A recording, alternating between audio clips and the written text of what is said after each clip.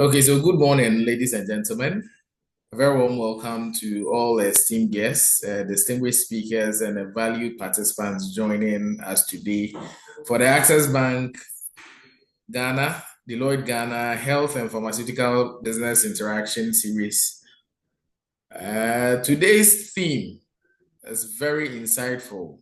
It is captured as navigating financial complexities in healthcare, building strong foundations for growth.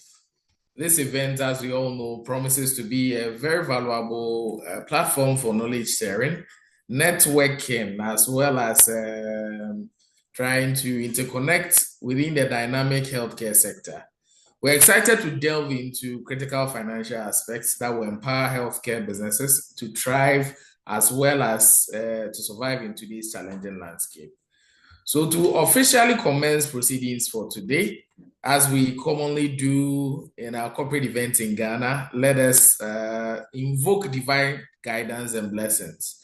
So, I'll invite Mr. David Danso of Access Bank Ghana to lead us in the opening prayer for us to commence proceedings. David.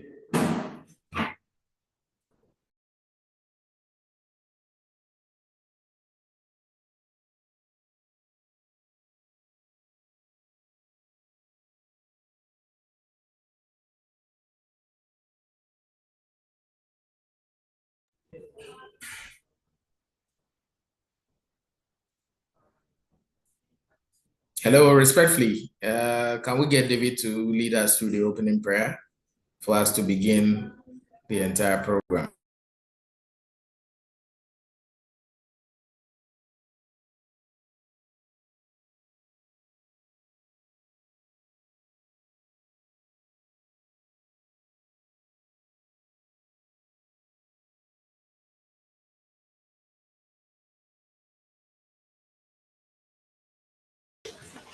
Hello. Shall we pray? Our most glorious Father, we thank you for this day. We thank you as you brought us together to have this webinar. We pray that this session is impactful and we're able to put into practice what we will be sharing today and listening today. So we ask for in Christ's name we pray with faith and thanksgiving. Amen. Amen. And thank you very much for that insightful and inspirational prayer. So, next, we have a highly anticipated segment where we will take the keynote address from our distinguished panel of speakers. First on the list, we have no mean person than our very own group head of business banking, Mr. Jones Damo, to give us the opening address to set the tone for the entire program so that we can kickstart the series of activities we have planned for today.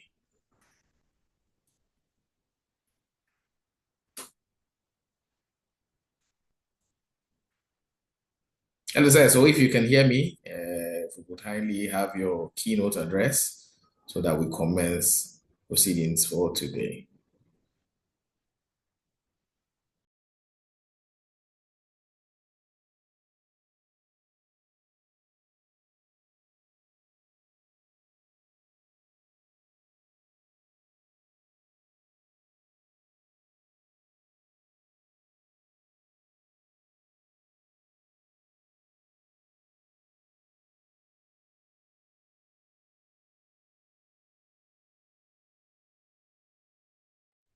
So while we wait for our group head of business banking, Access Bank Ghana, to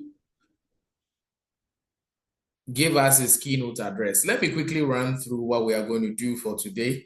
So after we take the keynote address from Jones, we'll also have the president of the PHFAOG, the Private Health Facilities Association of Ghana, Dr. Samuel Boabin Frimpong, take us through his keynote address. We'll also listen to the venerable Dr. Eugenia Saeji, who is with Adanse Health Tourism. She will also give us something. And then we'll zoom straight to the reason why we are all here. We have a distinguished panel of well-resourced individuals, ladies and gentlemen of caliber and timber. They are going to take us through the financial training. We'll have our Q&A session, of course. And then we'll take a presentation from Access Bank. Why choose Access Bank? From our very own sector head within Access Bank, Madam Perpetual Meg Annan. And then we'll take our closing remarks from our very own Mama Key, Madam Catherine Ampoma, before we take our closing prayer at around 2 p.m.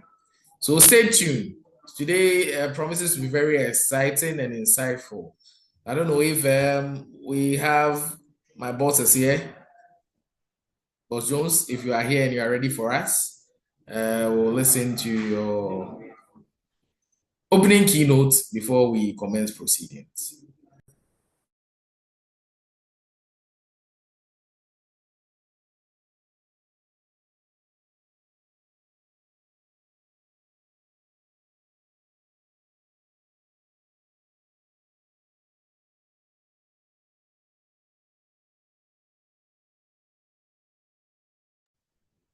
But then again, let us remind you that this training program is in collaboration. It's a collaboration between four major institutions. We have Access Bank on one leg, which is a financial company corporate anchor. We also have Deloitte, our partners, whom we can rely, bank, and then trust our hopes on to deliver top-notch and world-class financial training to key participants here. We also have the private health facilities, who are also a key partner, as well as Adanse Health Tourism, who are also the other leg. So it's sort of like a quadrupod between Access Bank, Deloitte, Adanse, as well as the Private Health Facilities Association of Ghana. So, okay, I've just been alerted that the group head of Access Bank Business Banking, as is customary, he says he wants to listen to the other keynote addresses before he wraps up everything, and then we'll go for the training. So, without wasting much time, we've already spent a little bit of time. I'll invite Dr. Samuel Babin Frimpong, who's the president of Private Health Facilities Association of Ghana, to give us his address. Then we'll go to Dr. Eugenia Saeji. Then finally, we'll come to Mr. Jones Damo, who will take us through the welcome address and the keynote address for Access Bank. So, Dr. Samuel Babin, if you can hear me, the floor is all yours. Your audience are ready to listen to the insightful message you have for us. Ladies and gentlemen, let us give him the due audience. Thank you. Doctor, the floor is yours, please.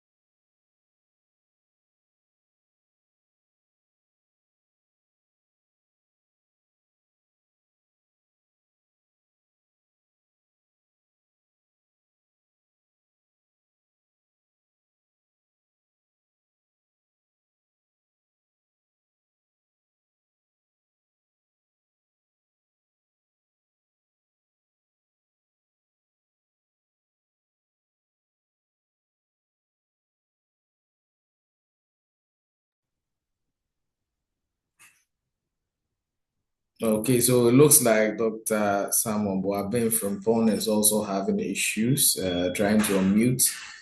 So we'll go to Dr. Eugenia Saeji.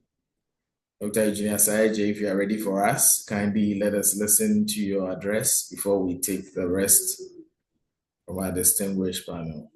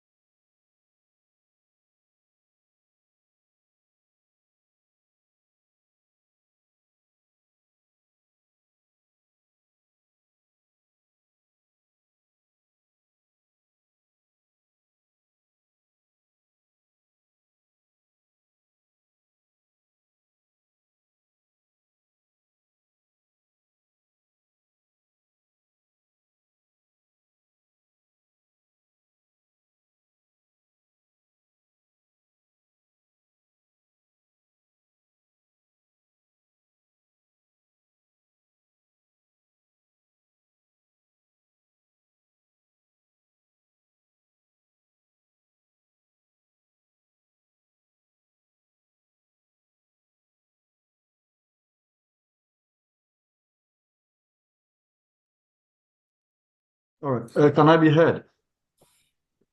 Yes, Doc, we can All hear right. you. Okay. So I think I don't know, there's no option to get on to unmute yourself on the platform. So I guess the other person is also having a similar challenge. Uh, I don't know what I did to be able to unmute, but that was a challenge I was having earlier on. So thank you very much. Maybe I need to just go ahead with my keynote address. Is that all right? Hello. Exactly, that's all right. That's all right, Doc. Let's All listen right. to you, please. Okay. Well, the benevolent teams from Access Bank and Deloitte, fellow health facility owners, ladies and gentlemen. Well, as have been mentioned, my name is Kwame Boabin from Hon, and I'm the president of the Private Health Facilities Association of Ghana. I'm honored to welcome you all to the Maiden Financial Management webinar, designed to equip us with the knowledge, skills, and expertise necessary to effectively manage our finances and also navigate the intricacies of healthcare financing. In today's complex and ever-changing financial landscape, especially within the private health sector,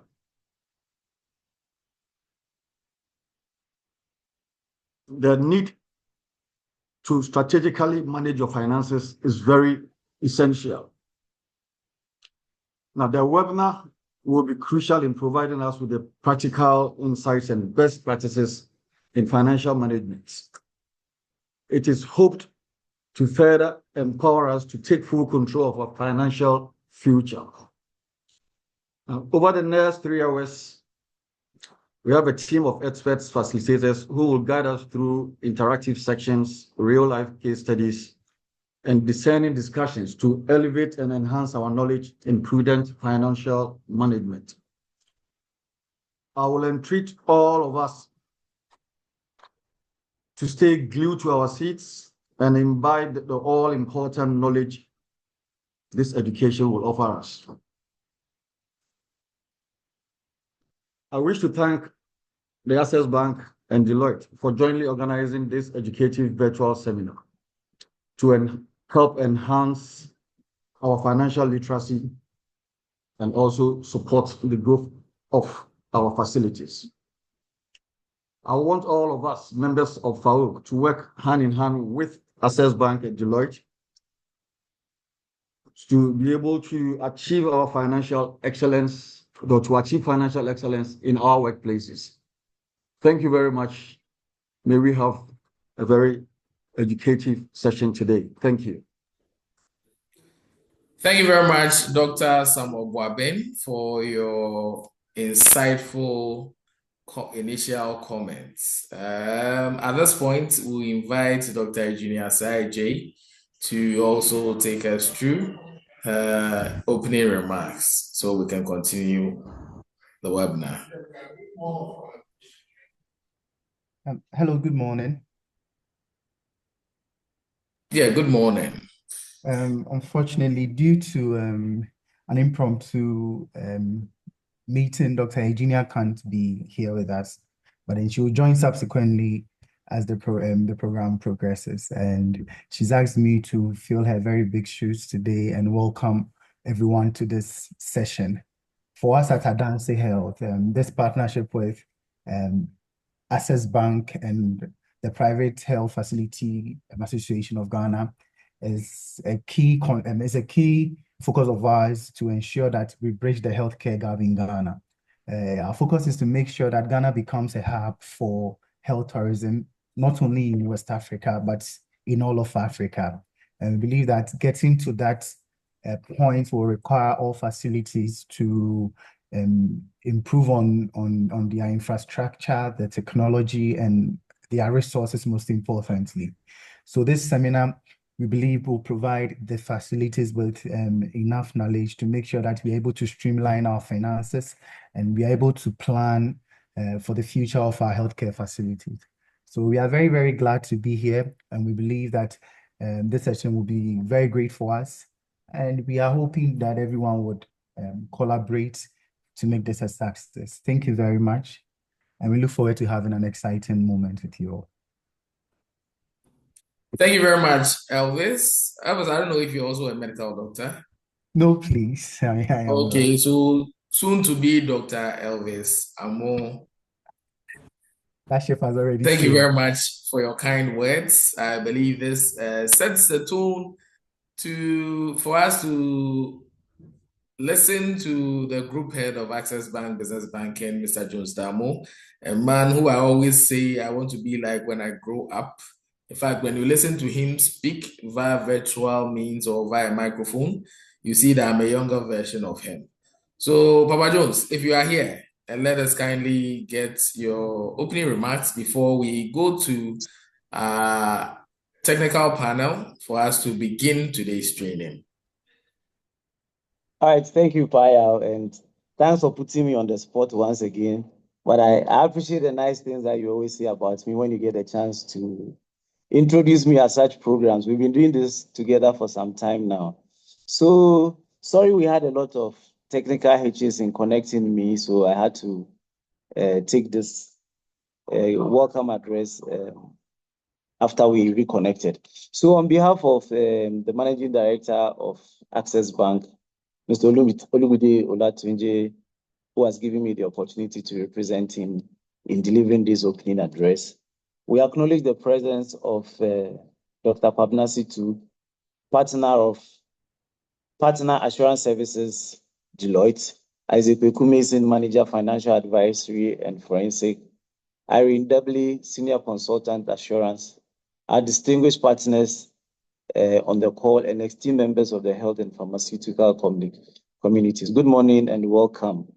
It is both a privilege and a pleasure to embark on this crucial journey towards financial empowerment in the health sector. It's something that has been played with or overlooked for some time, and not much attention has been paid to critically. But at Access Bank Ghana, what we are saying is that we believe in more than banking. So the financial literacy is not just a skill, it is a vital asset essential to a thriving healthcare facility. And today's finance clinic is more than just a training session. It's a testament to our collective commitment to strengthening the financial health of hospitals and healthcare facilities across the country. In our engagement with members of this association, I think one of the key takeaways was about passionate in delivering quality healthcare. But the challenge has always been with surviving and scaling around financial hurdles. So in trying to address these issues and overcoming and expanding the operations, these challenges, whether it is in the form of assessing loans, managing cash flows, or planning for long-term growth, are unique things that we need to see how we can address it. We should not only just isolate them, but look at it as a whole issue that affects the health sector.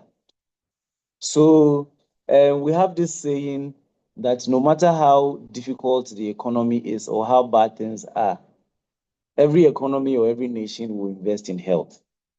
Every nation will invest in education, and also for those in the social aspect of life will consider also religion. So we in Access Bank today are taking up the need to support health in this context. So that's why we are putting this together with Deloitte, because we believe that healthcare is a mission, but it's also a business, one that requires financial resilience to grow and serve more people. Our goal today is to equip you with a financial strategy and tools necessary to, one, maximize your assets and investment. I'm sure the speakers, as they go along, will delve deeper into these areas, to reduce financial waste, to assess operational funding, and plan for expansion. These are things that we believe can assist us as health people in partnering with financial institutions like Access Bank to deliver quality health service that we train for. So at Access Bank Ghana, we are not just a financial services provider, we are partners in your growth. We recognize that the sustainability of your hospitals and health centers is essential not only to your business, but to the well-being of the communities you serve. And Access Bank, like we say, are passionate about what we do for the communities within which we operate, and even communities we are yet to operate from. So our team stands ready to support you beyond this clinic. We are here to provide guidance, solutions, and financial products tailored to your needs. Whether you are looking to expand your facilities, invest in new medical equipment, or simply manage cash flow more effectively, we want to be your financial partner every step of the way. I am confident that today begins a new chapter, one where financial strength meets healthcare excellence. Together, let's build a future where no hospital or clinic is held back due to financial constraints. So at Access Bank also, to address this key issue, we have a whole sector dedicated to health. The focus of that sector is to drive and guide health-related issues and partner with all the health institutions as earlier on highlighted, and deliver solutions that will benefit both the societies within which you operate, we operate, and then the community as a whole. So I wish you all a productive and insightful session, and thank you all for joining. Have a good morning. Thank you very much, Mr. Josamu, the energetic as well as inspirational group head for Access Bank Business Banking. In ancient Rome, usually when they held gladiatorial games, you see that there will be some skirmishes. They will reenact war scenes from the past, Roman conquest and all that. And towards the evening, say from 3 p.m. to 4 p.m., just as the sun is about to set, they have something they call the primus. That's the crust of the game, what they are about to have. So at this point in time, it is my singular honor to invite our very own esteemed guest, facilitator, and somebody I call a senior brother, to introduce the team from Deloitte who are going to take us through today's training session on finances as a financial training sessions, and lead us through a very, very insightful and impactful Q&A session. So without much ado, let us welcome Dr.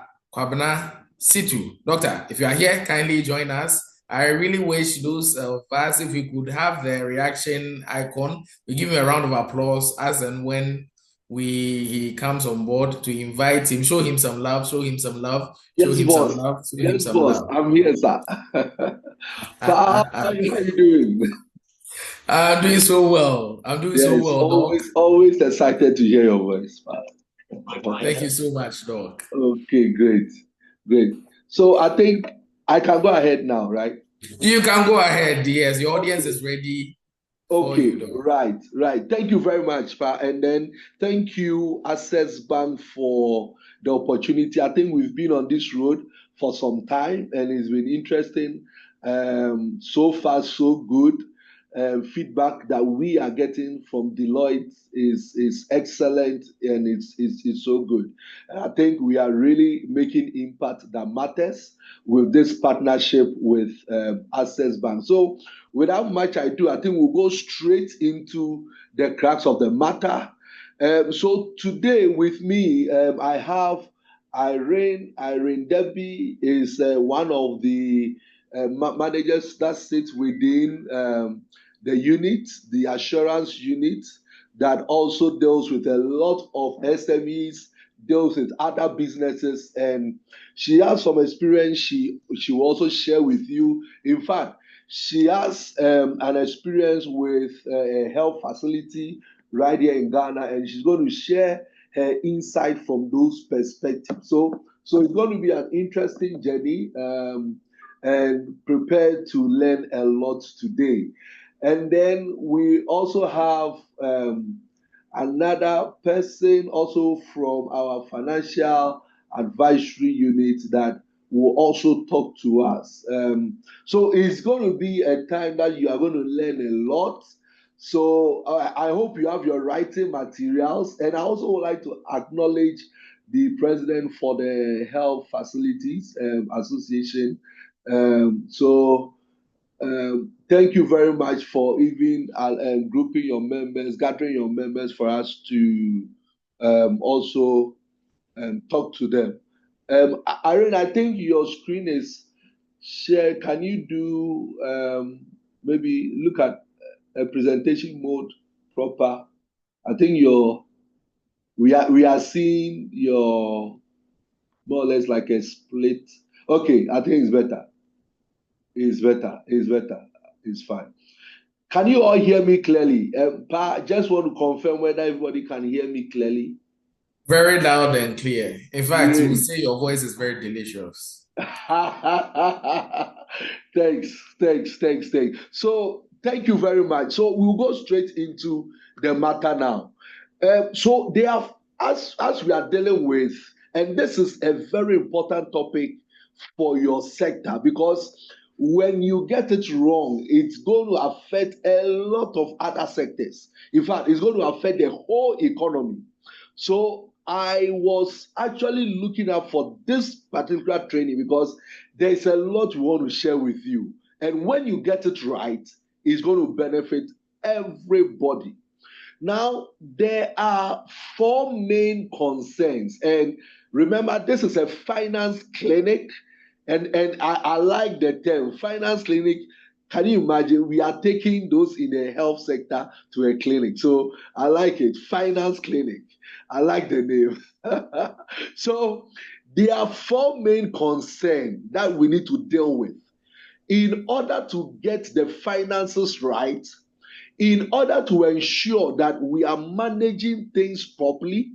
There is good financial management. We need to look at it from four angles. So, four main concerns. Number one is it has to do with revenue maximization. All right? Revenue maximization. So, your thinking should be how do I maximize revenue? All right. How do I maximize revenue? So that is number one. So that we will deal with it. Number two is cost optimization. Cost optimization. So this is also very, very, very important. How do I make sure that I am working within the lowest, possible cost and also making the revenues or the numbers that I have to make without quality suffering? And this is very, very important. Without quality suffering, because you are in a sector which is so sensitive. All right. So you can't afford to drop the ball when it comes to service quality delivery. So you need to be looking at, and we will discuss all these things. Cost optimization.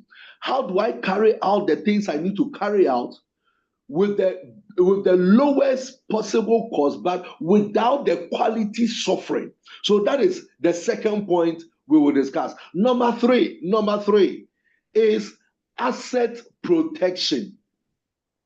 As a business, you need to be concerned about how do I protect the assets that I have. It could be investments, it could be your physical or your tangible assets. So it could be your inventory, your stock. And I know that within this sector, one of the things that you deal with on a daily basis is your stock management. Your stock management. So, how do I manage my stock? How do I protect my stock? So, we will deal with the issue of asset protection. Asset protection. Lastly, the fourth pillar we will be dealing with is what I call your liability management. Your liability management. How do I manage my liability in a way that my cash flow do not suffer? All right. So these are the four pillars that we will be discussing. And very important, as we move along, all right, as we move along, if you have any question, make sure you put it in the chat box, or you can raise up your hand. We will call you, then you could ask the question. All right. So be free to ask all the necessary questions. So I've given you four main concerns. All right. So let me know. Let me even test you whether you were paying attention to the four main concerns before I even move further. So, what are the four main concerns when it comes to finance, or finance management matters when it comes to it cut across all industry? What are the four main finance management concern? Can you put it in the chat box? But can you get some few people to test them whether they are really, really listening to what I was saying before I move on? Sure. So we are inviting your comments in the chat box. What are the four pillars for today's training? What we are supposed to get and improve and then imbibe as well as incorporate into our business to ensure that financially we succeed. So we're waiting. I believe everybody has access to the chat box. Give a thumbs up if you do. Kindly give a thumbs up if you can access the chat box. Give a thumbs up. Quick. Okay, I see 1 or 2 thumbs up. Okay, so it means the technical hitch is over. So just as has been typed into the type box, the chat box. Are people getting it right, Pa? Okay, so I see revenue maximization. I see liability management. I Okay. also see revenue maximization, cost optimization, asset Okay. management, liability Okay. management. Okay, one person Exactly. decided to I go think for they are really assets. listening. I think they were Sure, really listening, Pa. They were sure. It really sets the tone listening. very right. We can clap for them. So clap for yourself using the virtual clap. At least pamper yourself some more. Okay, so I think people are getting it. So it is revenue maximization, cost optimization, asset protection, and liability management. So these are very, important pillars we need to deal with. Now, in dealing with these four pillars, two things come to mind, all right? In dealing with these four pillars, there are two things you must understand and appreciate. There are two things you must understand and appreciate. Whether you are dealing with revenue maximization, whether you are dealing with cost optimization, whether you are dealing with asset protection, or whether you are dealing with liability management, there are two important things you must understand and appreciate. And my speakers, Irene, will be dealing with those issues also. Number one, you must understand and appreciate the value chain of your industry. The value chain of your industry and the parties involved in the value chain. That is number one. So, the value chain of your industry and the parties involved in those value chain. So, when I say value chain, I'm looking at from the clinical right down to the non-clinical. So it's you need to really understand the value chain you are dealing with. So, what is the value chain? Who are the parties involved in all these value chain? With that understanding, you will be able to then appreciate the four pillars I mentioned. So that is number one, the value chain and the parties involved in those value chain. Number two, you must also understand the business processes and appreciate the business processes within your industry. Because without that appreciation and understanding, the four pillars cannot be dealt with. That's very important. So, the business processes, you must understand and appreciate the business process. What are the business processes we are dealing with? Revenue is a process. We have the revenue process that you must understand and appreciate. We have the pharmacy side of things you must understand and appreciate. We have the service, the clinic or the hospital service flow process that you must understand and appreciate. Then you have the lab process that you must also understand and appreciate. So these are important things you must understand and appreciate. So the value chain, number one, the value chain and the parties involved in the value chain. Number two, the business processes And this is very important. So, with these two, understanding and appreciation, you can now work out what needs to be done when it comes to revenue maximization, what needs to be done in your cost optimization, and what needs to be done when it comes to your asset protection, and finally what needs to be done when it comes to your liability management. So this is how we are going to discuss, this is how we are going to proceed.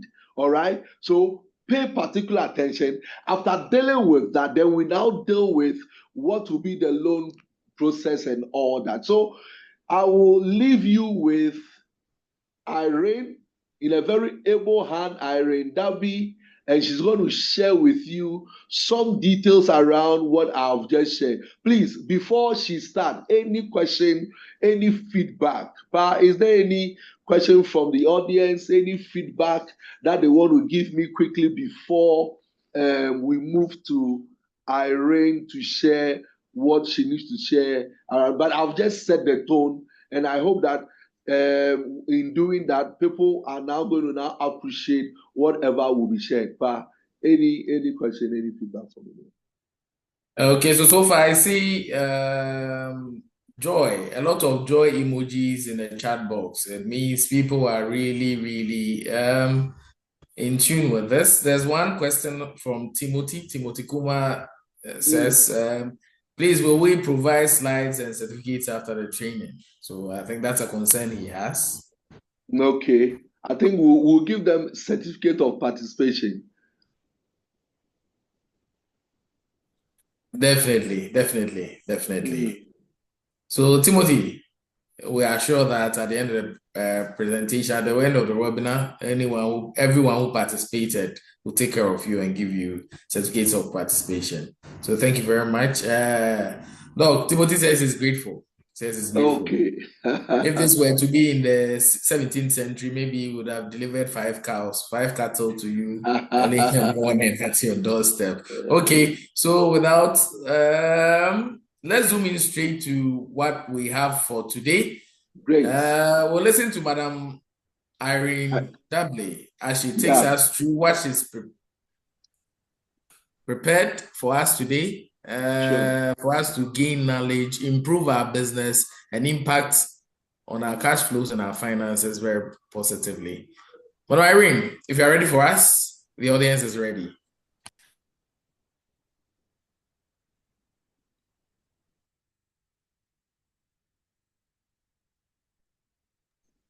Irene, your mic is muted. Your mic is muted. We are not hearing you. Check your speaker. We are not hearing you at all. Please, can you hear me? Yes, it's okay now. Thank you. Okay. Yes, we can hear you. Okay. Thank you very much, Payal and Dr. Situ, for setting the tone. You are all welcome to this webinar. And we'll be going through several things, as they mentioned earlier. So for today, we are going to be looking at preventing revenue loss and financial wastage. We'll identify and certain unnecessary expenses and see how we can reduce them. Then we also look at loan evaluations. We'll look at financial records for loans and look at the risk factors, the do's and don'ts. So I'll be taking all that concerns the preventing revenue loss and financial wastage.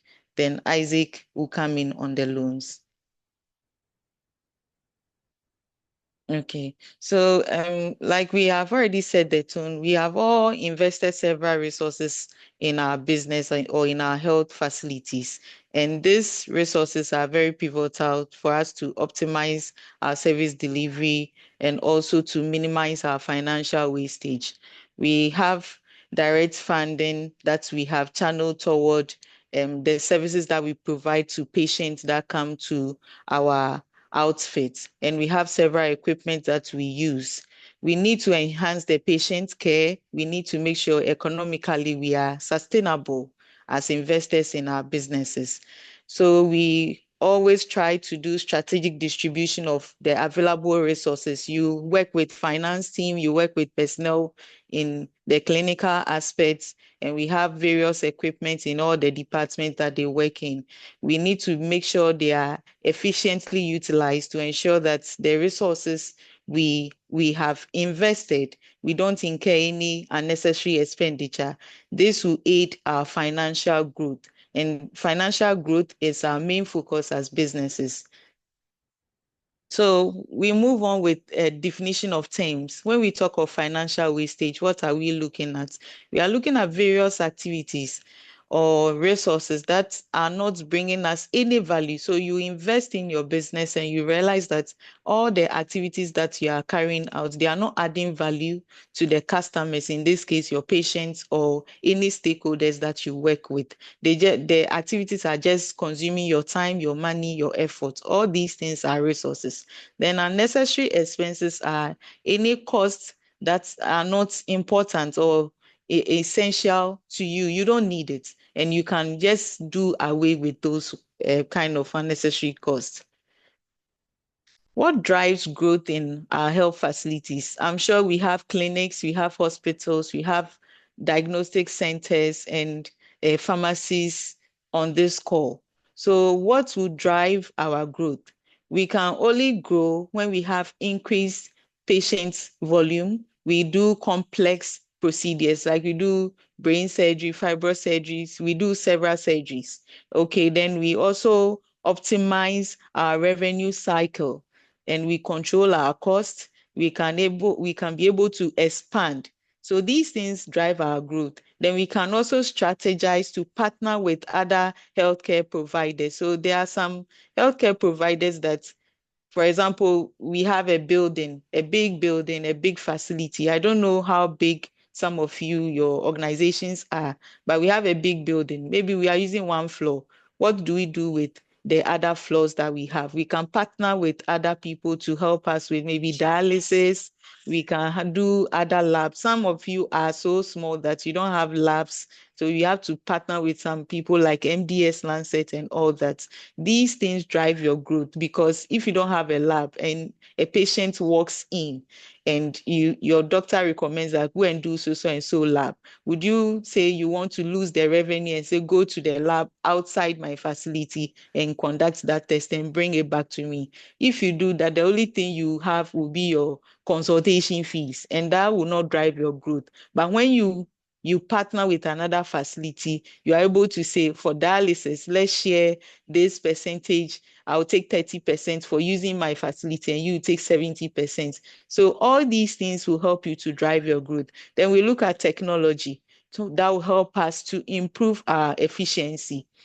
We also have maintaining positive patient experiences. Yes, these days there are online reviews that people just go, they Google your hospital. So if I want to go to hospital A around me and I'm not too sure, I'll just Google the hospital's name and see the kind of reviews that people have on the hospital and say, okay, for this one, I'm not going. So these are the factors that will drive our growth as a health facility. But for today, we'll focus on optimizing our revenue cycle and also looking at cost control, how we can identify unnecessary expenses in our value chain, and also look at how we can leverage technology, because it's very important. We are growing, no more paper things.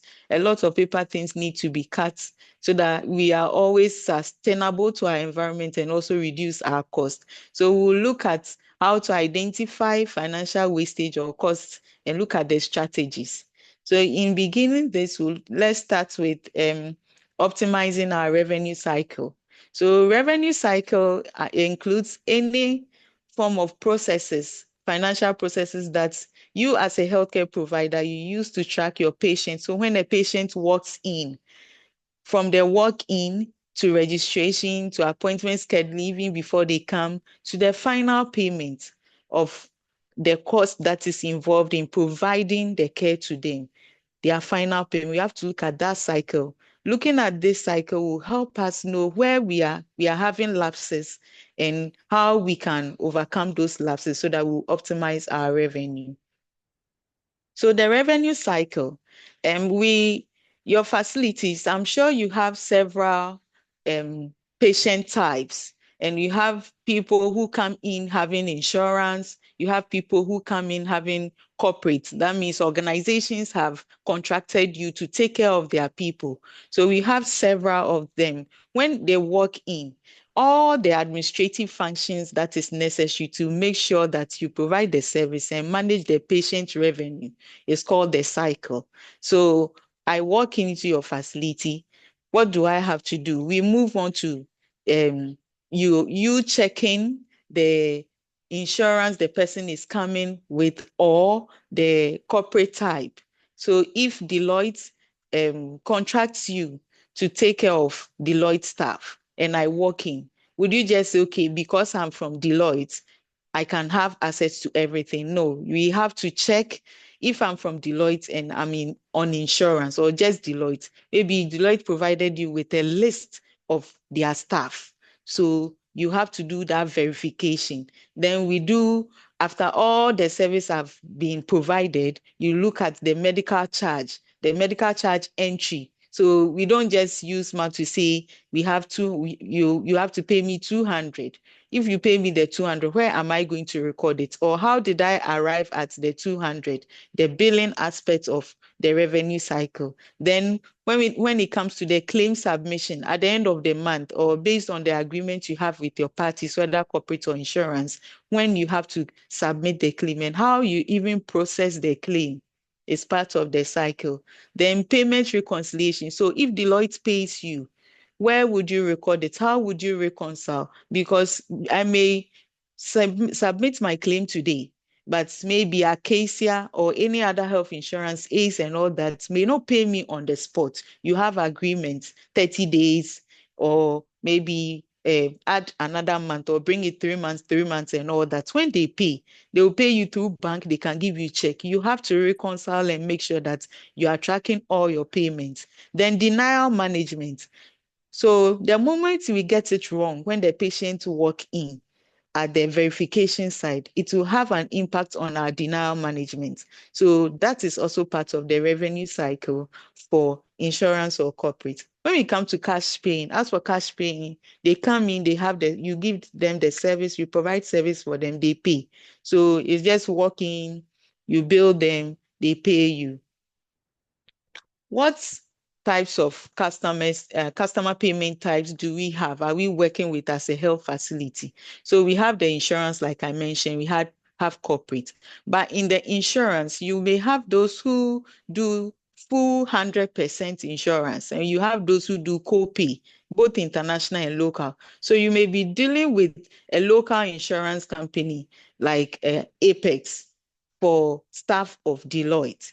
Then they will tell you that, okay, for staff of Deloitte, when they come to your hospital, we can only cover 80% of that, and they have to pay 20%. How do you manage this kind of copay and make sure that you get all your money? So these are the things that will help us to optimize our revenue when we pay attention to these aspects. The same applies to corporate. So you have fully covered by the company, so they can do anything. And even when it comes to corporate, you realize that it's not everything. There are some surgeries that you need to go back and say, your person is coming for maybe myomectomy. If we are doing myomectomy for the patient, or we are doing a brain surgery, should we say because they are covering everything fully, we should just go ahead? No, you need to go for authorization. Then we have those corporates who are also co-pay. So these are the customer types. I'm sure we are all aware. Then Dr. Situ mentioned the value chain. So we work with different units in the hospital. It's not just the doctors and the nurses that are working, but we have also the support staff, which are the pharmacists, the lab technicians, the radiologists, and the physiotherapists, and many more. Because depending on your line of business and how big your facility is, your service lines may be different from this, but all these form part of the support. Then the administration function, we have the finance, we have the human resource, and depending on how your facility is structured, like I mentioned, you may have different other types added. Then the non-clinical, we have ambulance, we have laundry, we have kitchen. So in every facility, or big, wide facilities, you say these are parts of the value chain in providing services, and they all have their functions. So we now have to look at the hospital flow. We have different scenarios, and we know that you have different operational scenario, service flow in your organization. But let's look at this scenario.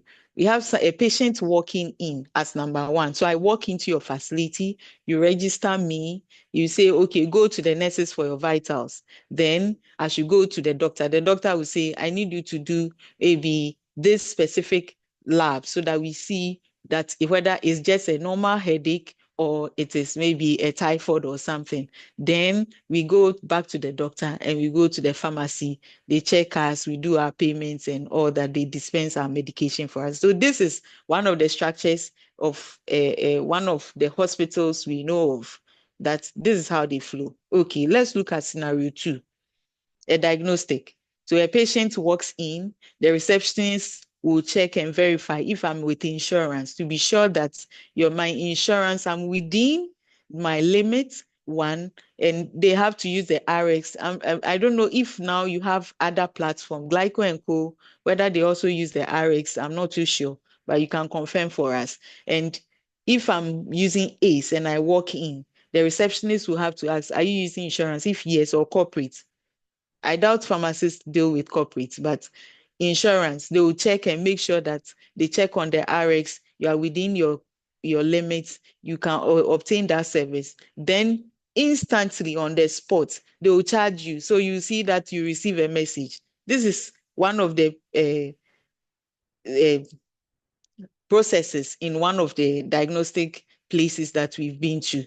Then they will tell you, take your billing sheet. On your billing sheet, you have the various services you want, the labs you want to do, the diagnostics you want to do, and say, go to the cashier. Even though I have insurance, they'll say, go to the cashier first. You may think, oh, I have to go and pay. Then sometimes you ask them, I'm on insurance. They'll say, no, just go to the cashier. So at this point, the cashier is the one who controls and have the power over the revenue cycle. Because if the cashier doesn't validate that truly you are on insurance and you can cover, they will not open for you to go to the lab. So then after that, then they'll say, go to the lab. At this point, you don't have any paper or anything. You go to the lab and you tell the lab person, okay, I'm coming to do this. They will check in their system and say, oh, I can't find your name, meaning the cashier has not opened you. It has its own disadvantages, but these are the structures that exist in their setting. Then after your lab and everything, they'll say, okay, come for your report. They'll give you your report, then you exit. So this is another scenario. Then we go to a pharmacy. You walk into a pharmacy, you present your prescription, the pharmacist will check you and register, check your insurance limits. Then also they'll say, if you are cash paying, go and pay to an attendant. Then you come for your medication. So at this point, we'd like to know, if you can unmute, we'd like to know the various service flows that you have in your organization. If we've captured it or it's a little different, please share with us. Okay, thank you very much, Irene. At this point, our distinguished participants, we want your input. As a service flow, product flow, as well as how you serve your patients and your customers, kindly raise your hand so that we call you and then you unmute, then you share with us if we've adequately captured how things are done and run at your place. So, colleagues, participants, let's listen to you.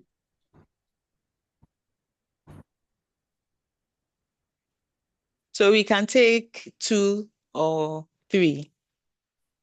Yes, 2 or 3 will be fine. Yeah. 2 or 3 will be fine. Okay. So, as distinguished participants, the floor is open.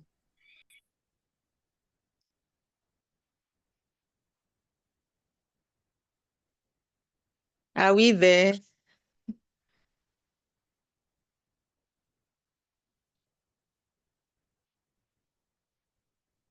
Okay. Please, is anyone saying something in the chat box?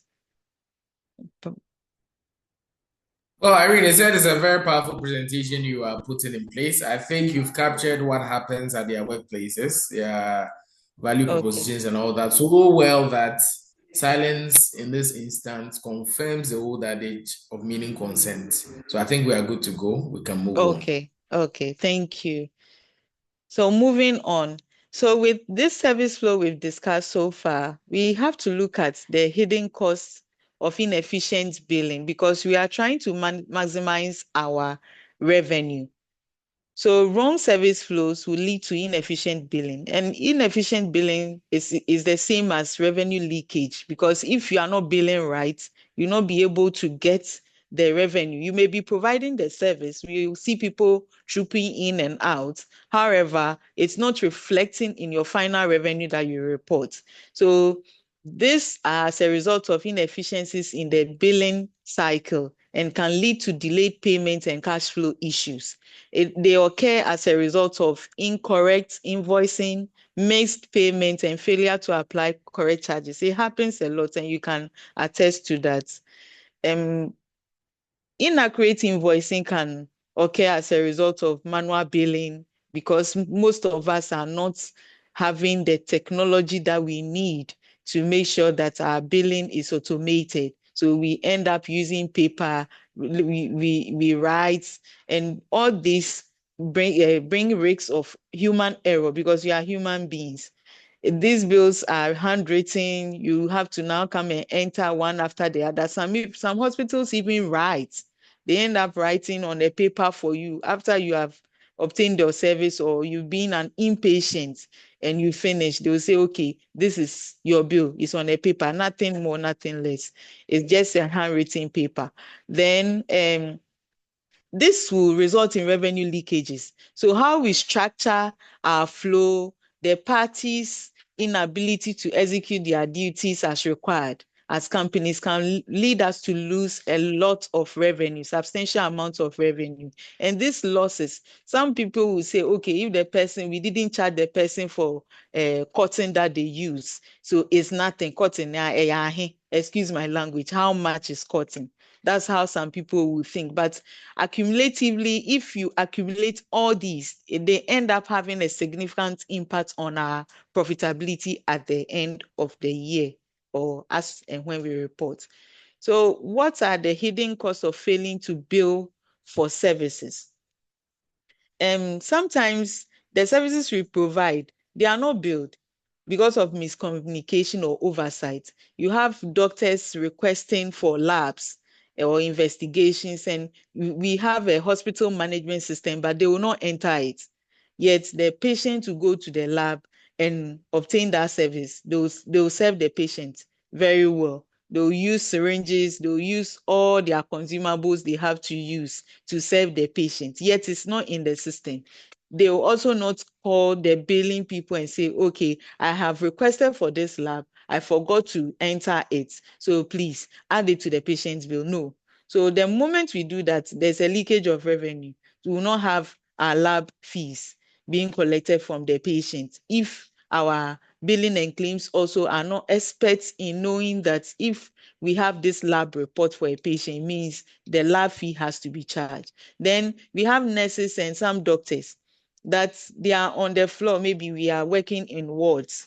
They are working, applying, using consumables or even drugs and all others for patients. Some of you have the patient's trolley that you put certain things in and they'll take it round and be using it for the patient. However, they will not record it. You may as well call in a specialist. So an inpatient is on the ward and you say, okay, we need a dietitian or we need any other specialist. I may have forgotten. You need all those people to come and look at the patient and examine the patient. When the specialist is done, they will not record it. But some of you work with specialists that, so far as they have come to look at the patient, they will record it in their book that they've looked at the patient. And at the end of the month, because the specialists, some are not in-house, they'll say, okay, I came to examine this patient, so I need to be paid for it. If you don't record it as a nurse or a doctor, you don't state in your summary or how you record it in your HMS, you don't state that they came to examine so that the patient will be charged. Then in the end, how do we pay this specialist? Then nurses also not recording, I've mentioned this, the consumables and medications that they've used. They do not understand. So you have nurses saying that, oh, in the billing, what do I have to do with billing? The question is, you are providing the service. We have invested by buying equipment, buying consumables, pharmaceuticals, and you are the provider of the service. You are in the cycle. If you don't communicate to the billing people that we did A, B, C, D, how will me, a billing person, know that you have done that? So they don't understand the impact of their actions on the billing cycle, and it ends up being a cost to us. We have price changes. So we can work with a company like Deloitte, and we will sit and agree on prices. It can be your consultation. It can even go as far as drugs.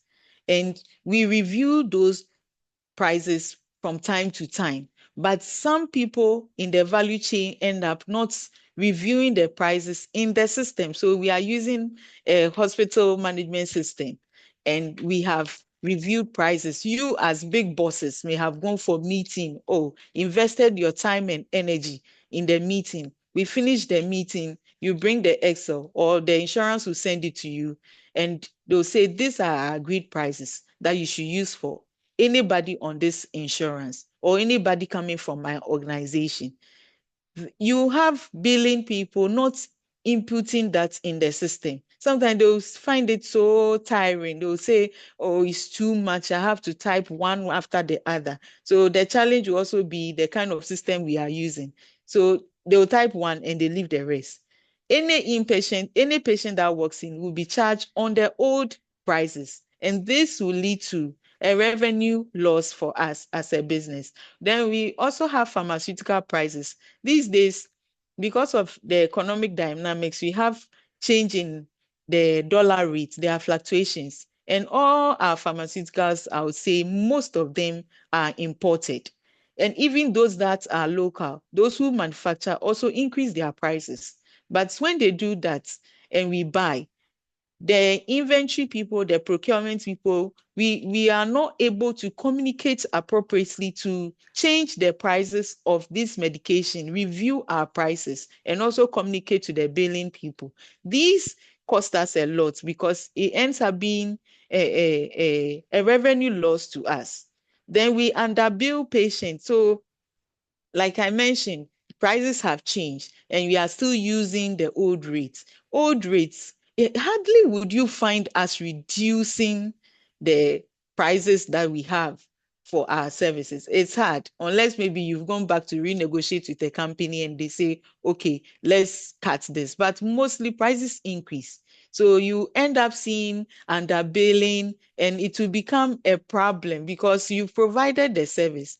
You've used human capital, you've used your pharmaceuticals, you've used your equipment. If we have to go and buy again and we are using old rates, how much can we make and say we are going back to the market? Remember, we are not even going to get it at the rate we bought it. So the margin we place on these things are what will help us to make room for any price changes on the market. And if we underbill, how would we be able to take care of that? We look at the impact also of rejects. So most insurance, like I mentioned earlier, the moment a patient walks in, if we get it wrong at the first person the patient meets to help, mostly is the front desk people. If they get it wrong, it means we'll have a lot of claims, claim denials.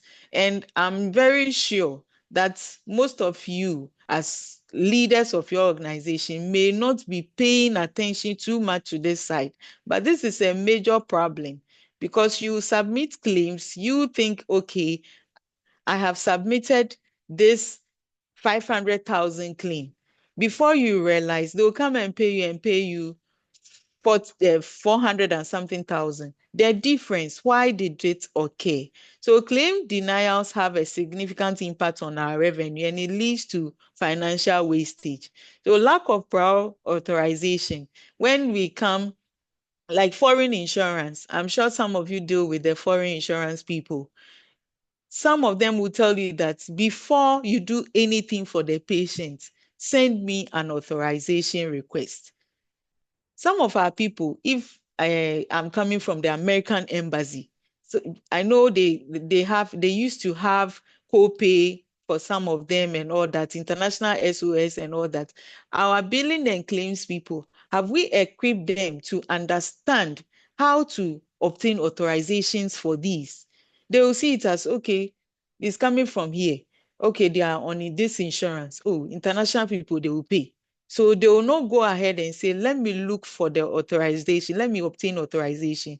They will provide the services for you, the patient and all that, knowing that very well that maybe what the person brought is not an emergency. Most international insurance, they'll tell you if it is an emergency, go ahead. And even with that, they may have a way of knowing whether it was an emergency or not. So if it is an emergency, go ahead. If it's not, then take authorization from me. If we don't do that, that's our first step of going wrong. Sorry about that.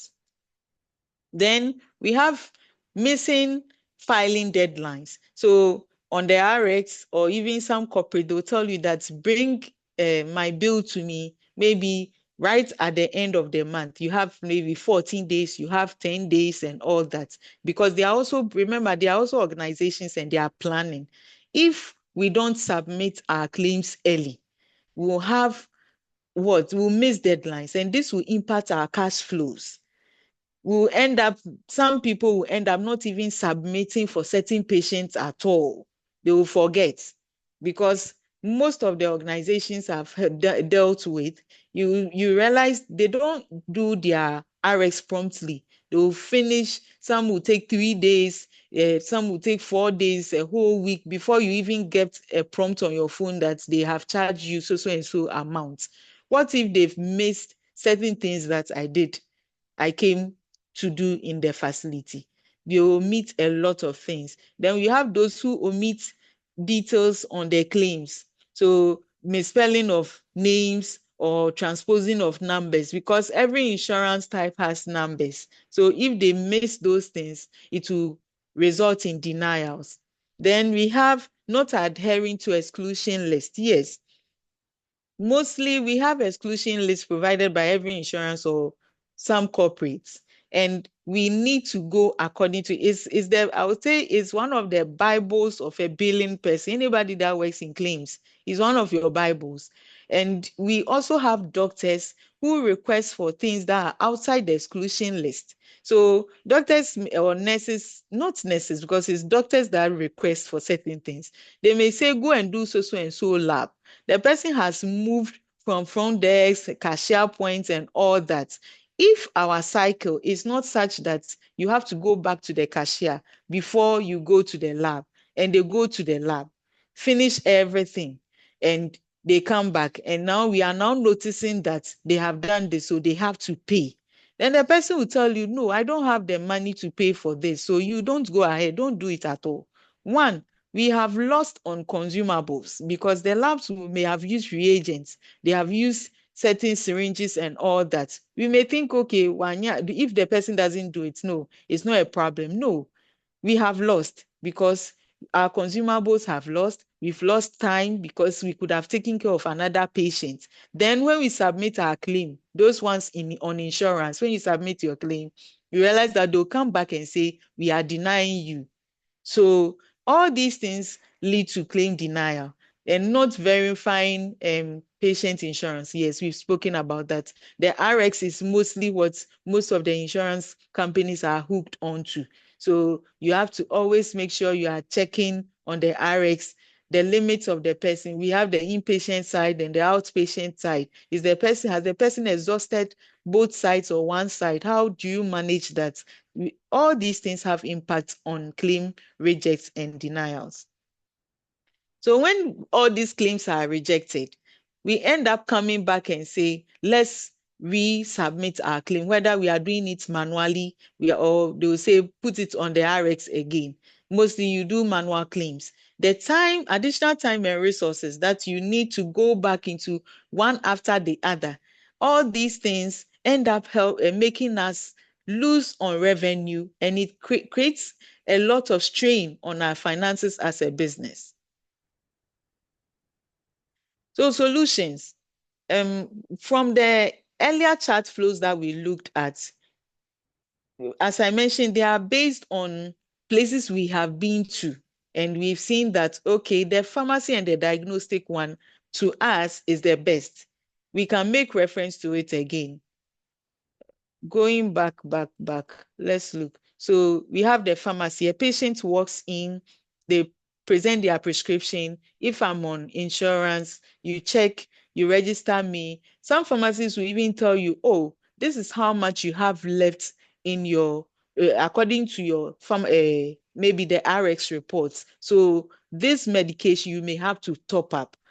If you're cash paying, you go ahead, you pay your cash, and you take your medicine, off you go. This is a good structure. Also, the diagnostic or the lab structure, you go to your receptionist, they check, you get your prompt message that they've charged you. You take your billing sheet to the cashier. The cashier has the authority to open the system for you to be able to access the lab and all that. It's also a good structure.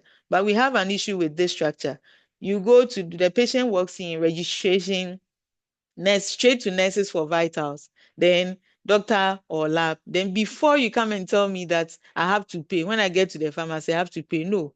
What if I don't have enough money? I'm on insurance, but my insurance level is not what the level you accept. One, the kind of things I've done are excluded from the list that I'm supposed to have access to.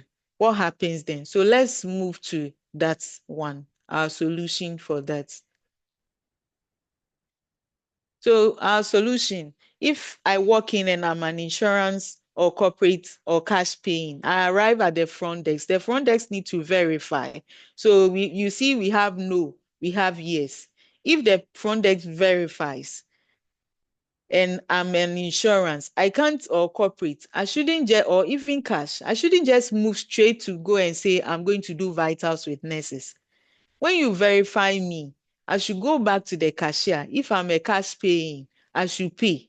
If I'm an insurance, the cashier needs to have that authority. So in this instance, we are talking about those who have HMS system. Even if you don't have and you are doing manual, yes, the cashier can use a stamp to stamp that's verified, or you can go. Then now you can go to your nurses.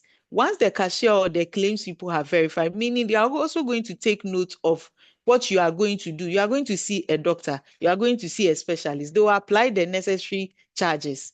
Then you can now move on to the nurses. You go to your doctor.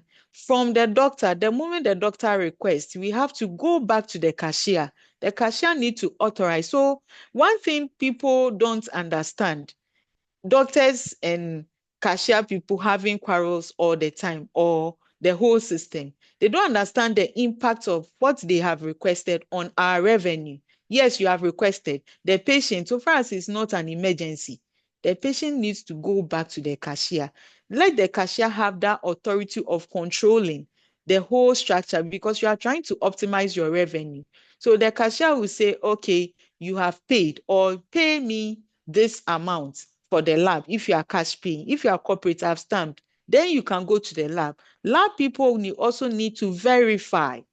Lab people feel, okay, we just have to do labs, then that's it. No, you also have a play on our revenue. Verify if the person has paid. Should the person jump the whole cycle and come to you, check, or just ask, please, have you been to the cashier? Being polite to not do anything. Some lab people or X-ray or this pharmacy and all that will tell you that, hey, when I ask the client to insult me. No, we have some places that, let's say, big people attend. It's about how you talk, how you express what you want to say to them. Ask them, please, have you been to the cashier point? Okay, if not, please go there before you come. Politely, you offer your service to them, they go to their pharmacy. Pharmacy also need to check. They take their medicine, whether they will be on admission or they will have to go. They go, off they go. We are done with our cycle. Then we know that we have offered service, patient is happy, we have also made our money out of it. So key things we have to, steps we can take. We've been discussing it all this while. We have to look at the patient registration and insurance verification very well. We have to look at the coding. So those who do the RX, we have to look at the coding. Sorry about that. You have to look at the coding, how to report on RX, understanding what diagnosis to pick and all that. We need to ensure that we train our staff for them to understand. People come and join the billing team. They have no understanding of healthcare and they need to work. If you think, oh, I've employed you, I'm paying you, so you need to do the work. No, they don't understand. A doctor may write a note, and that note may mean that this particular procedure was undertaken for the patient. However, it wasn't billed for. Their reading and understanding is very important. Then they'll say, okay, they'll call the nurses from the doctor's notes or lab. From the doctor's notes, I can see A, B, C, D. Please, did you put it in the system? So all this training is very important for them.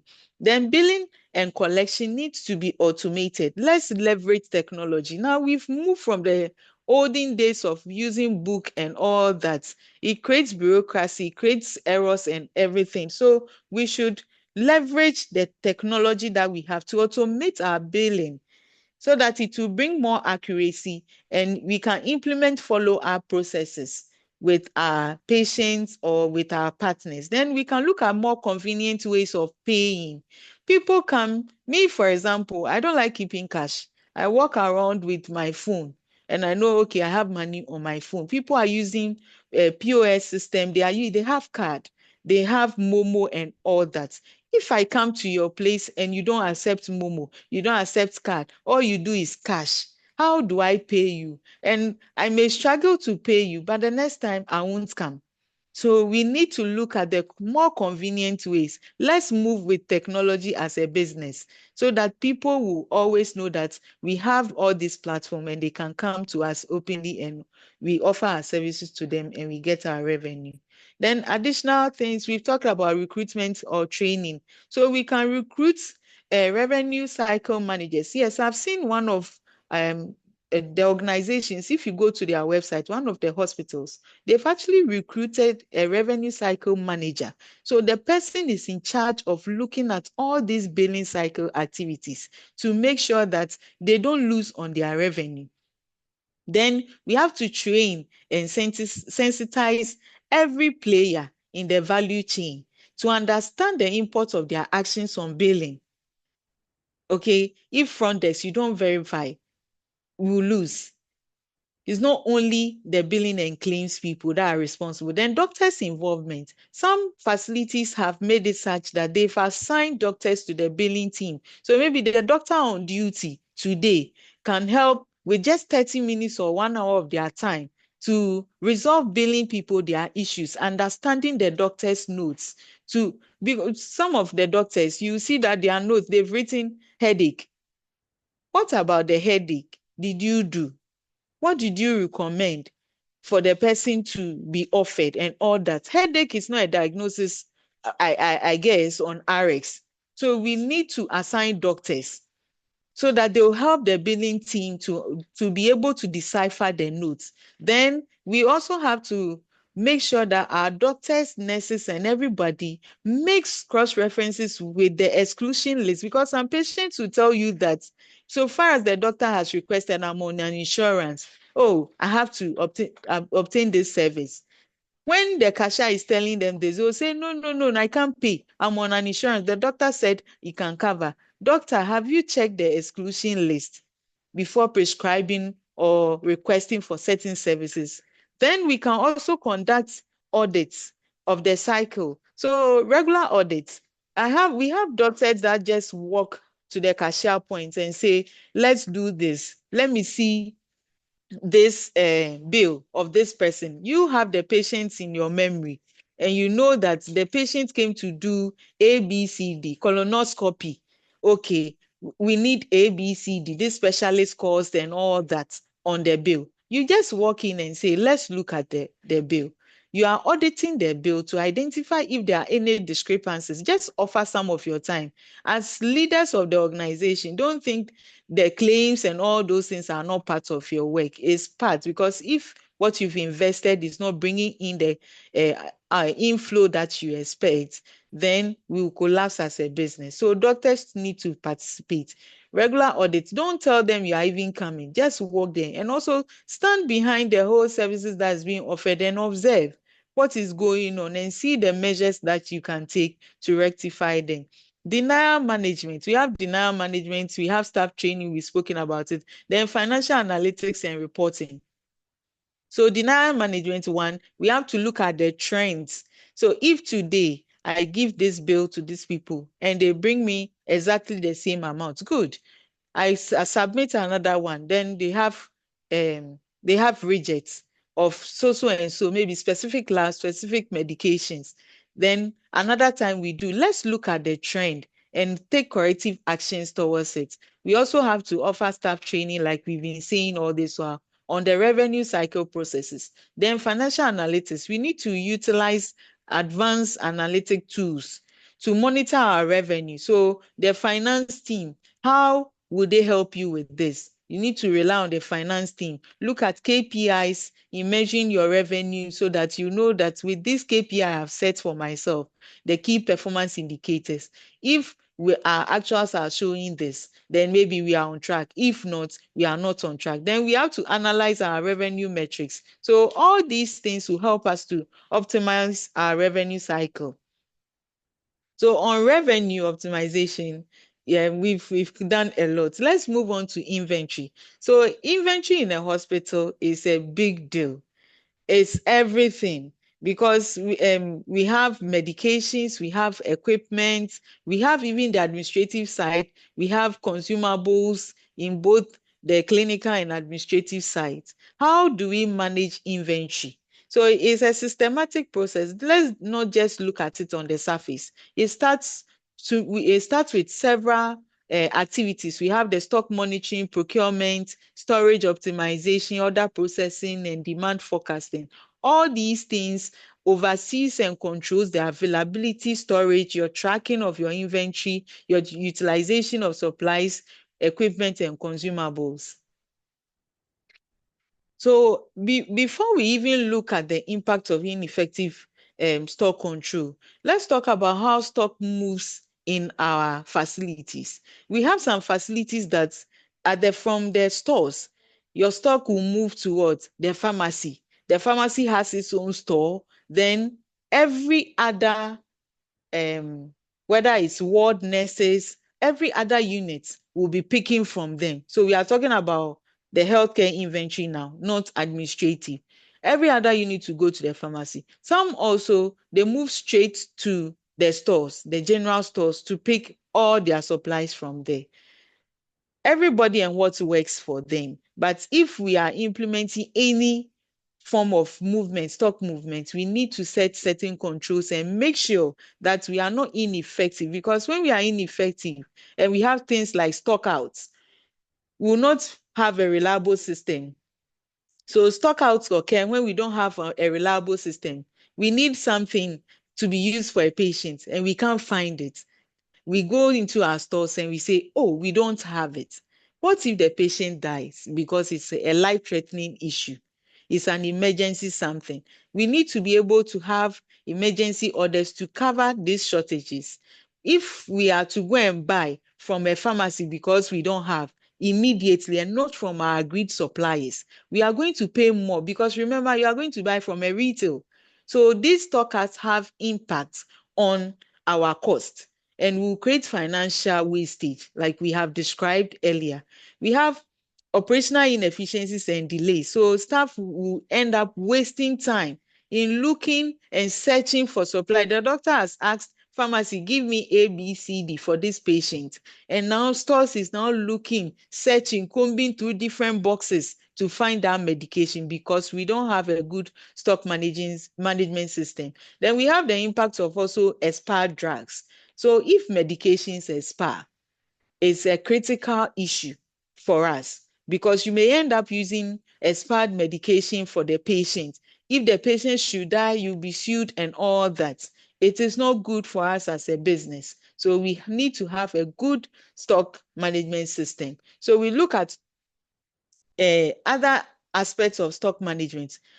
When we don't have a good system, we may think, oh, we need a lot of paracetamol, we need a lot of sutures, we need a lot of medications, whereas we don't need it because our kind of services or patient volume does not require all those things. But because we don't have a good management system, we have overstocking. This overstocking will lead to financial loss and it will lead to a lot of waste. You end up having expired medication. And look, you as a business, you tie up your capital because until the patient comes and you prescribe such medication or anything we have bought for the patient, that money will be held on your shelves as stock.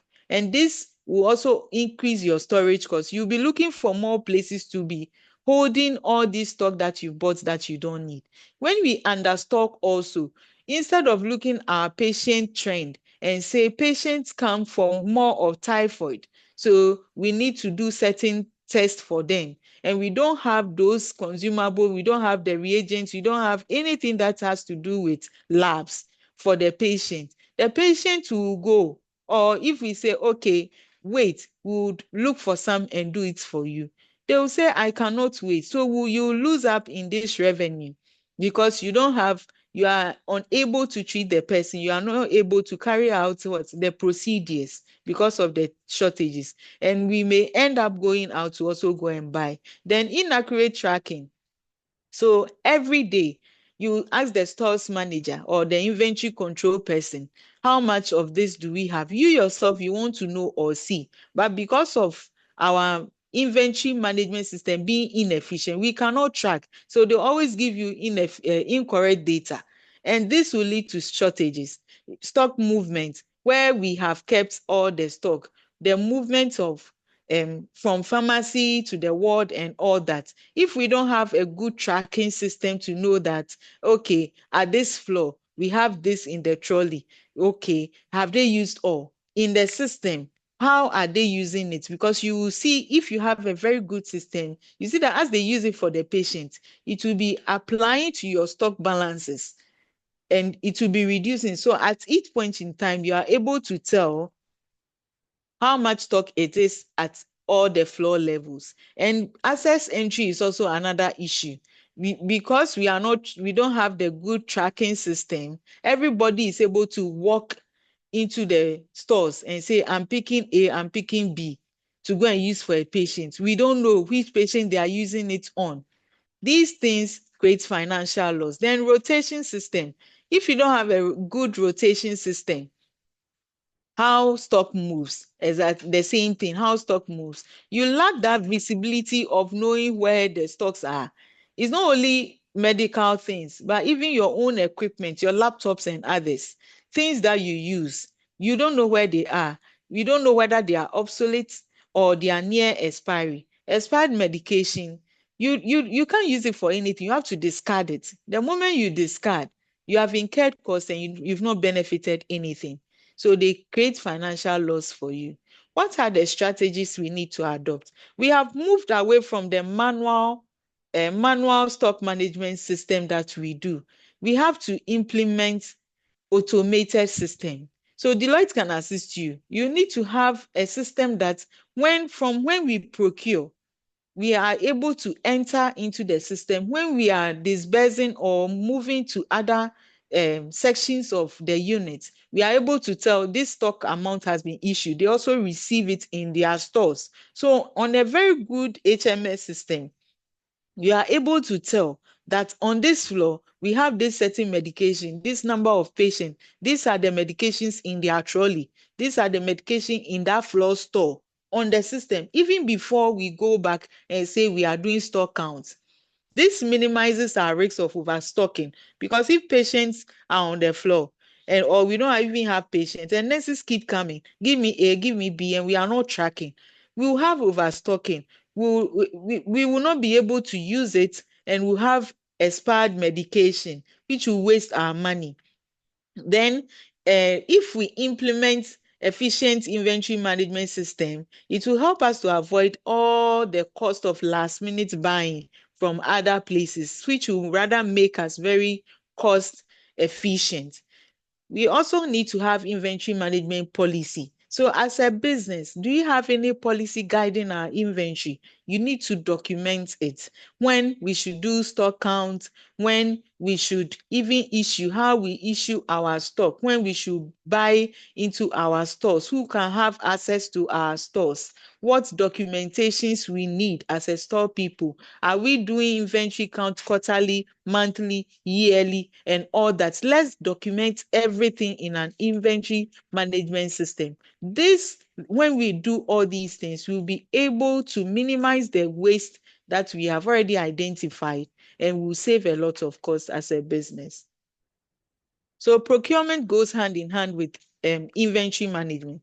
We have to look at the strategic procurement practices that will help our business. This involves your planning, how you plan your procurement, how you source your pharmaceuticals, how you contract various vendors to supply you, and how you carry out your evaluation. So we have to adopt strategic procurement practices so that we'll be able to purchase supplies and equipment at lower cost, but what, at the best quality. Then we will know that we are being cost effective. So what steps are involved in these processes? So we need to have procurement planning. We need to assess our needs. We don't just go out and say we are buying. For example, if you are a hospital that people come to give birth, and maybe the children have what's the name of jaundice all the time, and you don't have the light, that machine, is it like correct me if I'm wrong, that light machine, you don't have it. There's a need, but you don't have what you need to offer those services for them. Are you going to transport the babies to another facility? So we need to do an assessment of our current activities and look at our future needs, so that based on that, we can say we are procuring to match the patient's needs, the patient type, the patient volume. Then this will prevent our overstocking or stockouts. Then we also move on to the step 2, sourcing and supply selection. How are we sourcing, or how are we selecting our supplies? We have organizations that do vendor registration. So if you don't register with us, we don't just say we are buying from you. I know we have a lot of companies approaching us, especially if you are an accountant of a hospital. Every day they'll tell you this person wants to see you. And we have several pharmaceuticals approaching. They'll come and say we can offer A, B, C, D. Do you just allow them to offer it to you to buy? What if it's not quality? If we are a hospital that we know that certain medication we source for only the original drug and not the generic. We want the branded, the original, and not the generic. And these people approach you and you don't register them, then it means you are going to go for a poor quality medication which you use for a patient and to help you.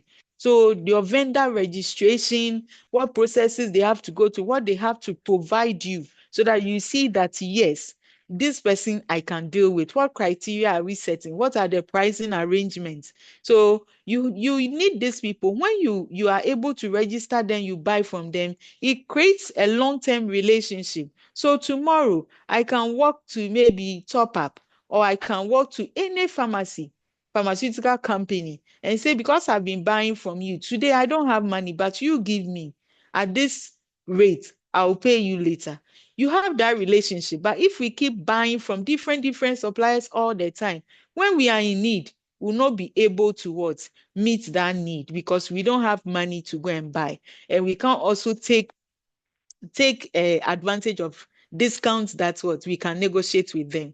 Then another step is bulk buying. So we can do bulk purchasing. Let's not be doing one, maybe we go and buy 5 of this paracetamol or 5 of that. Yes, we are the same people who have said that you have to look at your need, but we are very sure that businesses, you are growing. So if you are growing, bulk buying from major suppliers will help you instead of the retail people. Then we can do collaborative procurement.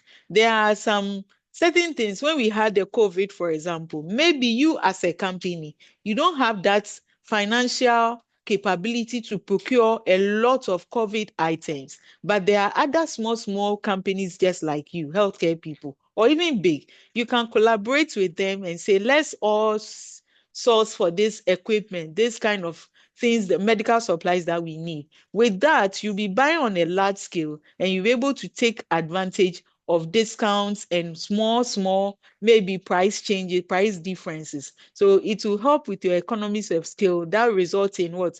Lower unit costs for your medical supplies, and also help you that you didn't have to push everything on the customer. There are some hospitals you go and their drugs are extra expensive than what you even know somewhere else. Yes, they may be giving us original drugs, but when I go to maybe another place, I'll get that same original drug at a lower fee.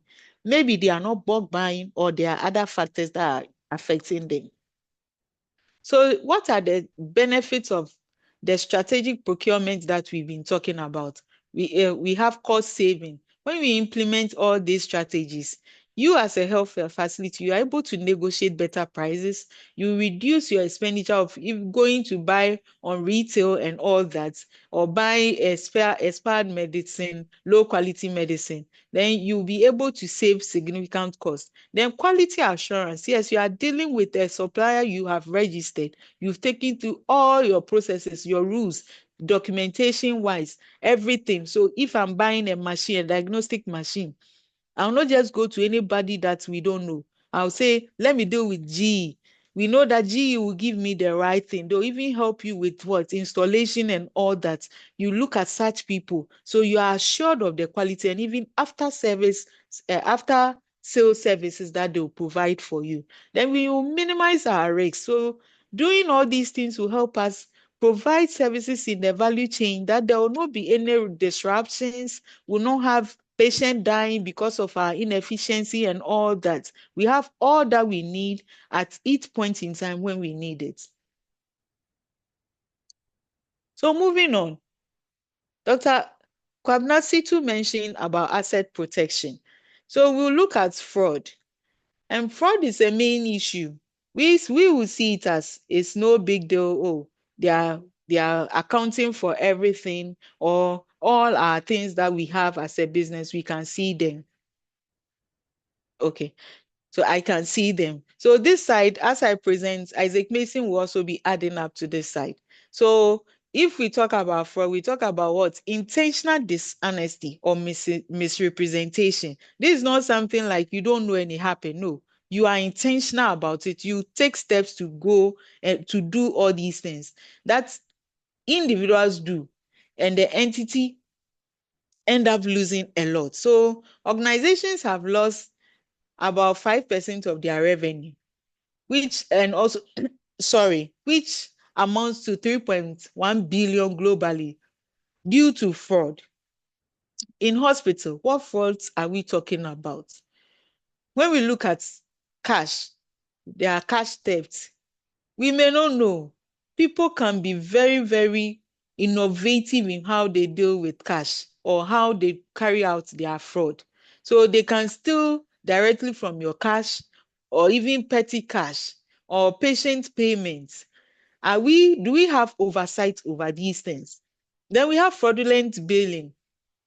This may involve creating fake patient accounts or inflating their bills. So a patient has worked in, done A, B, C, D, and you inflate it so that they'll give you more cash. They have their own way of doing it. They take the cash and give you your share as a company, that this is the actual. Then they'll take the rest. What oversight do we have? Then payroll fraud. We have people who are to do timesheets, so that based on that, human resource and finance can collaborate and pay them. Who is checking the timesheet? The number of hours they are working, when they walked in and all that. We have payroll fraud. Then medication diversion. Yes, there are people who have issues with abuse, substance abuse, or even people who want to just take some of our supplies and go and sell it outside, or even use it for themselves. So they end up pocketing medical supplies, drugs, or even our office equipment. They will steal it or take it away. And this can be costly to us. Okay, thank you, Irene. So, as Irene mentioned, fraud is one of the issues killing organizations. And as you can see from the slides, the Association of Certified Fraud Examiners, every year they do fraud reports. And every year, what comes up is that organizations lose about 5% of their revenues to fraud annually. Globally, that is estimated as about $3.1 billion. So we are going to do a very quick exercise. Whichever institution you are coming from, take your revenue, the annual revenue you make, and calculate 5% of it just now and see how much it is. Some may be big, some may be small, depending on your organization size. Just 5% of your revenue. So, assuming your annual sales as a healthcare facility is 10 million cedis, 10 million cedis, then that's one, you are talking about 500,000 cedis every year due to fraud. That is how much your organization is losing through some of these means that we have mentioned. And we are stressing on this one because usually in the healthcare sector, you advise us that we should do preventive healthcare, come for checkup, and others to know your health condition before things happen. In organizations, we always want to wait till fraud happens before we take actions. That is a form of maybe detective or corrective action. But what we recommend is preventive fraud control or proactive fraud control, where you invite maybe a firm like Deloitte to come in to look at your organization, conduct a fraud risk assessment, know the areas where the fraud is likely to come from, and help you to block it. And most of the time, we often may think that these services may cost us a little, so we want to ignore it. You may ignore it, but the fact is that most of these fraud we are talking about, the 5% of your revenue, you may never detect them until maybe one day that you detect and things might have gone wrong. So you need to save costs as a healthcare facility or as an organization. Invest in fraud control through proactive means like fraud risk assessments. So Irene can continue. Thank you. Okay, thank you, Isaac. So we have to look at fraud controls. Please, can you hear me? Yeah. Okay. Since I'm having feedback. Yes, Irene, we can hear you loud and clear. Okay. So fraud controls. And this involves measures to prevent and detect the fraud, like Isaac mentioned. What activities are we doing? What measures are we putting in place on our billing, patient records, medication administration, and financial transactions? So he mentioned fraud risk assessment. Then we also need to establish internal controls. So what internal controls can we set? In hospitals or diagnostic or any health facilities, you have people doing double tasks.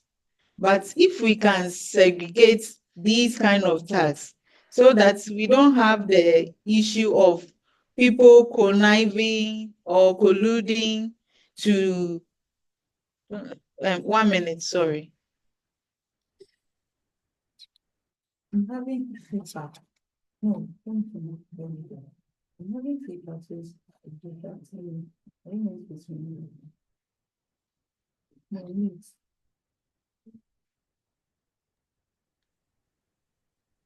Sorry about that.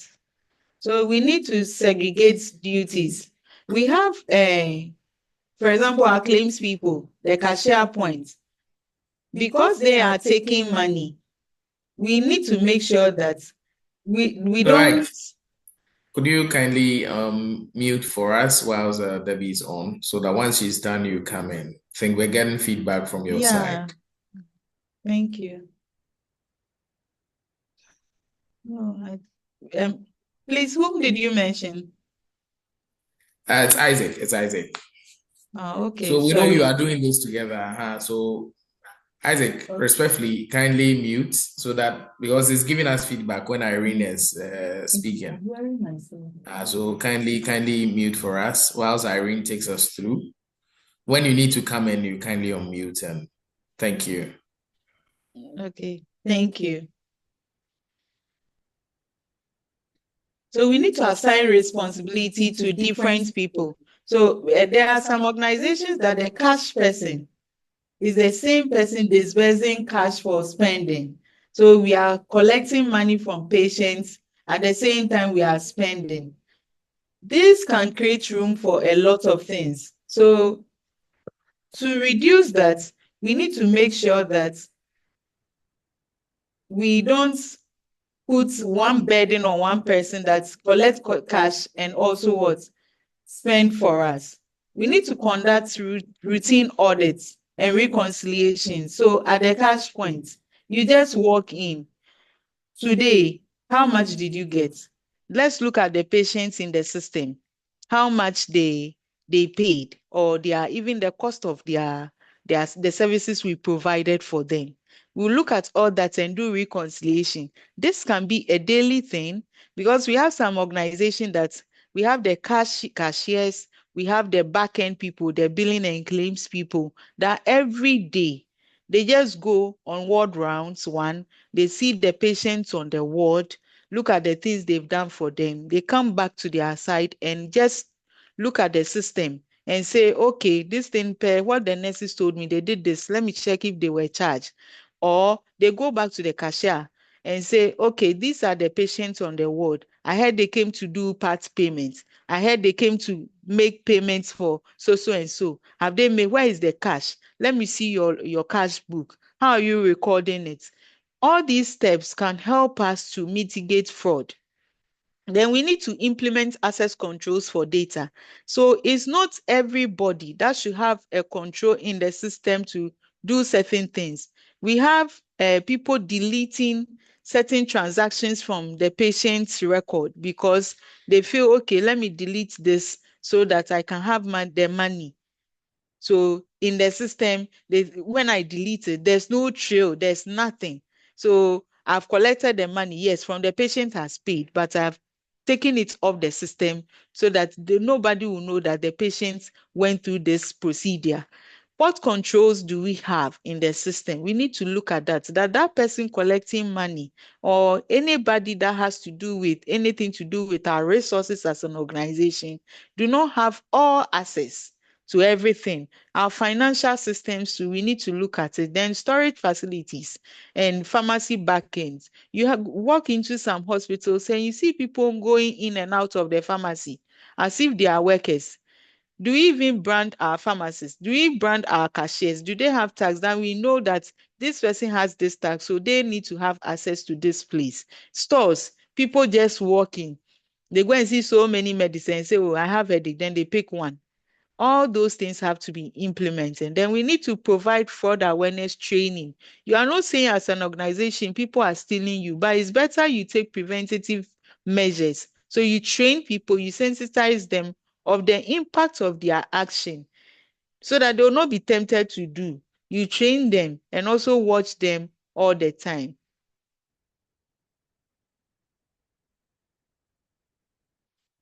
Sorry. Do you want to come in now? Okay. So that will be all on fraud. We'll move on to energy efficiency. So these days we know that we have a lot of light issues. We have light issue. However, every day the light bill is compounding. ECG, some facilities have ECG coming around them and saying we'll switch off the lights, even though you have patients on ward and all that. How do we manage our energy resources so that we don't incur too much cost and we are able to pay for it? we need to evaluate our facilities' energy consumption pattern. Look at your bill. Look at where machines are and the kind of machines you have. Are they always supposed to be on? Those that are not supposed to be on, can we switch them off? So we have to identify inefficiencies and recommend targeted interventions so that we optimize our energy use. The more we consume, the more we spend. So we need to reduce our expenses and enhance operational efficiency. How can we do that? One, we need to look at understanding our energy consumption pattern. So we have lights here, we have AC there, we have MRI machines, your CT scanners, your lab things. Can some of them go off? The administrative side, when they are leaving, do they switch off their PCs? Do they switch off their AC? Sometimes you go walk into an office or you walk into consultation rooms and lights will be on, AC will be on, nobody is there, but energy is being consumed. You walk into some floors of hospitals and lights are on. What efficient ways can we do? Can we manage these things so that we will save costs? We need to identify all our bottlenecks, and specific things we will look at will be looking at outdated lighting system. Some people are using the old, we have energy saving bulbs and all that. That can help us. And we have people using unregulated equipment. So medical and office equipment are left running. We have energy saving. We have lights that when nobody is there, it will go off by itself. And the moment it senses the presence of somebody, it will come on. So addressing these inefficiencies can lead to cost savings. So for instance, transitioning to LED lighting, implementing smart lighting controls, and regular maintenance of AC. Some people have ACs that they've never maintained. No, come and check on my AC for me, the gas and all that. I even experienced somebody I worked with, that the person will tell you that when the AC is beyond 25, so we have 26, some of us that we always feel cold, they'll tell you that one rather consumes a lot of energy than when it is cooler. So we need to address things, and I'm sure we have specialists that when you invite in, they can tell you how you can save your energy. Some machines we know need to be on 24/7, but what of those that need to be off that we are not offing them? We need to also talk to our staff that if you are not using A, please switch it off. Let's conserve energy and be able to be sustainable as a business and save costs. Then what are the other administrative cost saving strategies we can implement? We need to do staff training. So we need to reduce our staff attrition. There are people that today, when you go and you come to the hospital, you meet A, tomorrow you not see the person again, and that A you met was maybe a very good staff, or they were serving you very well, so you feel next time when I go, I should meet that same nurse or that same doctor, but we are not meeting them. Or some also, they don't have the required training, so they don't know the impact of insurance types and all that. The front desk, don't just employ front desk people and think they know. They need to be able to understand the need for getting the first process when you enter the hospital, right? Then internet restrictions. There are lots of things going on social media. Some people will come and they will just be watching social media because they feel idle. Some also have job, but work to do, but they will still watch. So we can restrict on one, accessibility using passwords and others, or even the certain websites. So some organizations, you can't even go to Facebook, you can't go to YouTube, you can't go to several places. Let's look at areas that we can restrict, websites that we can restrict, so that we save on internet cost. Then others use official cars and vehicles for their private things, yet we have to pay for the fuel they are consuming. Can we put trackers on them? Some people even use ambulances for other things that they are not supposed to use it for. They use their private they do their private things on the weekend. They will say, oh, my fuel is finished. Let's put trackers. Let's take revenue, fuel consumption reports. We have transport managers or drivers. Some people, they will say the logbook. Are we using logbooks? Let's look at the logbook, where they are going, their fuel consumption and all that. We can also go paperless. You have places you still have to take hospital card. So we are buying card every day. We think, oh, it's not expensive, but it's having impact. There are other hospitals you go, you just mention your name and that's it. They move you, you run from A, B, C, D. Nothing like paper. Some also will say, because of card, I'm now going to take your folder. They will take hours. They will now be asking you, when was the last time you came here?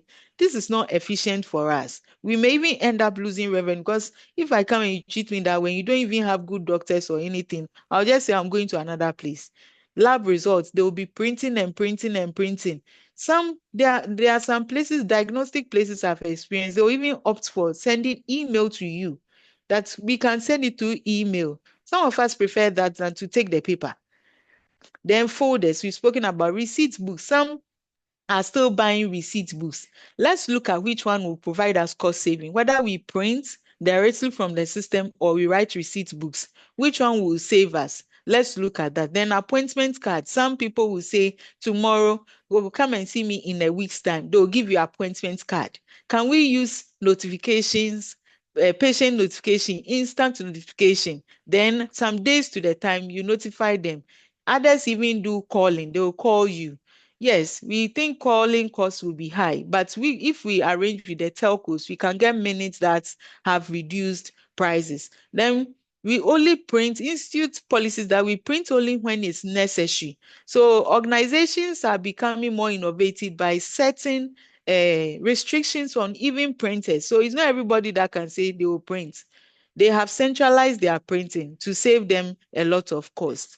And we can also look at advice from tax experts or consultants like us. We can help you on several things that will optimize your revenue, your profitability, and all. Then owner manage expenses. There are most of us as owners of the business, we think, oh, okay, I can come for this medication. I can come and pick A, B, C, D. Oh, do the lab for me. Or we use the company's money to be doing our own personal things, then we'll be reporting it. So in the end, we are not getting the value or the profitability we are supposed to get. We need to separate business from what? From personal things. Then we are able to tell that for our organization, this is truly what we are making. This is what we are making as profits, and we can take steps. Don't say because you are the owner, you have the power to do all you feel like doing. I've seen other places that even when the owner comes for medication, they'll tell the cashier, after some time, they'll tell cashier, please write out all my costs, even when they send people to come and do for free. We have some hospitals allowing their friends in and all that. They'll tell you, okay, this person's cost, add it to my cost. You as a cashier or the finance people, you should be able to track all this and say, director or whoever it is, please pay us our money. Make sure you take it, because if you are not performing, the director may not look at details that they are causing it to. They'll look at the surface. So we need to take measure. Over staffing, we may have a lot of locums that are running shifts, but we don't have the patient volume to even meet that. Are we matching our patient volume to what? The locums or the permanent staff that we have? Remember, if you have a lot of locum or permanent, you have impacts on payroll. Locum, you have to pay PAYE. I don't know if you are paying SNIT or others for them, but some places they will end up paying SNIT and others. You as a company, you've been carrying a lot of staff costs. Are you making such revenue? Are you utilizing them or underutilizing them? We need to do all those analysis and employ to meet our requirements. Then we have disposables. We have a lot of people using disposable cards. Sometimes you take one and look at it and throw away and pick another. If it is not for patients who come in or visitors, Why not start using their cap? We'll end up being environmentally efficient. These days, we are looking at sustainability. So we can also put restriction on that. Then waste management. We need to be able to segregate our waste between toxic or hazardous waste and those that are not hazardous. So if I'm to call on medical waste people to come and pick my medical waste and they see a full bin of medical waste, do you think they will charge me 5 cedi? Or if we have contracts with them, before you are there as an accountant, they'll come back and say, based on the report from our field people, we are increasing our prices. There are people also who walk around and take bottles for recycling. So if we are able to segregate our medical waste from the hazardous one, we'll be able to save costs on hot waste disposal. So we have looked at several strategies on how to save costs, how to optimize our revenue. So in concluding this part of the presentation, overall, we'll urge you to always conduct need assessments as an organization. Look at your specific needs and the various departments, the needs of them, and make sure you allocate your resources based on their actual demand. You have to do staff training. People have, yes, they are professionals. I may be an accountant of your organization. I'm coming from a different industry. I don't understand healthcare. What training are you offering me so that I'll also apply my finance and accounting knowledge to your business to help you? Then we need to do monitoring. Let's not leave people to do what they want. We need to track our resource utilization and identify any areas of waste or underperformance. Then we have to adopt technology and policy implementation. Digitization is the order of the day. We are no longer in the olden days of paper, folder, and all that. Errors will happen. Let's implement ERPs or HMS system so that it will streamline our operations. We'll manage inventory, reduce administrative costs, and we will be able to get what we need from all our investment portfolios we have. Then we need to implement policy guidelines for equipment maintenance and protocols for resource allocation. So if I need certain specific equipment, laptop and all that, what do I do? How do I use it? All those things. Digitization is the order of the day. Deloitte is always available to assist you in all areas of your business, whether it's digitization, it is need assessments, audits, any training that you need, we are readily available.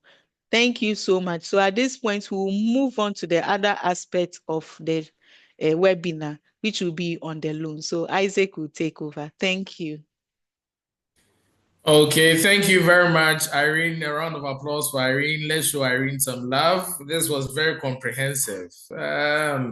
It felt like I was on a training at the hospital. Right now, I believe those who did healthcare administration, your 4-year degree has been summarized in a matter of an hour. So, Irene, thank you very much. Thank you very much. Thank you very much.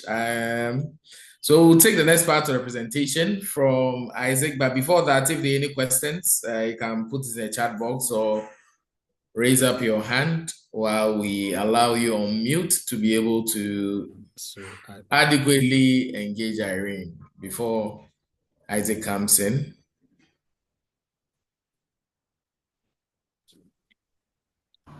All right, thank you. But I see a question posted by Isaac Owusu Esiama, and the question is, what is the framework of asset protection?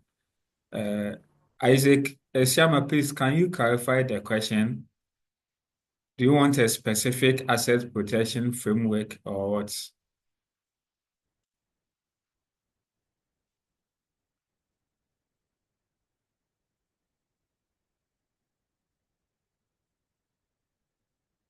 Okay, so whilst waiting for Isaac, we also Whilst have waiting for him, I think. a question from Freeman Opoku, and the question is, what can private facility owners do to cooperate with account officers to help in keeping proper records for tax purposes? Okay, we'll be talking about this one in the next presentation, but If you are talking about maybe a private facility that is owned by one person, if you have employed an accountant, then you need to, the accountant is expected to be a professional. So you need to give the accountant or account officer room to record expenses, as Irene mentioned, private expenses being separate from the business expenses. That is one of the ways you can do it. Later in the slide, we also share with you how you can do some of these things. All your expense incomes going through bank, and maybe you issue receipts for every expense. So these are some of the ways you can help. But basically, you need to avoid dictating to the professional what needs to be done and what's not to be done. You need to allow the accountant to act within the professional limits. Freeman Opoku, please, does that answer your question?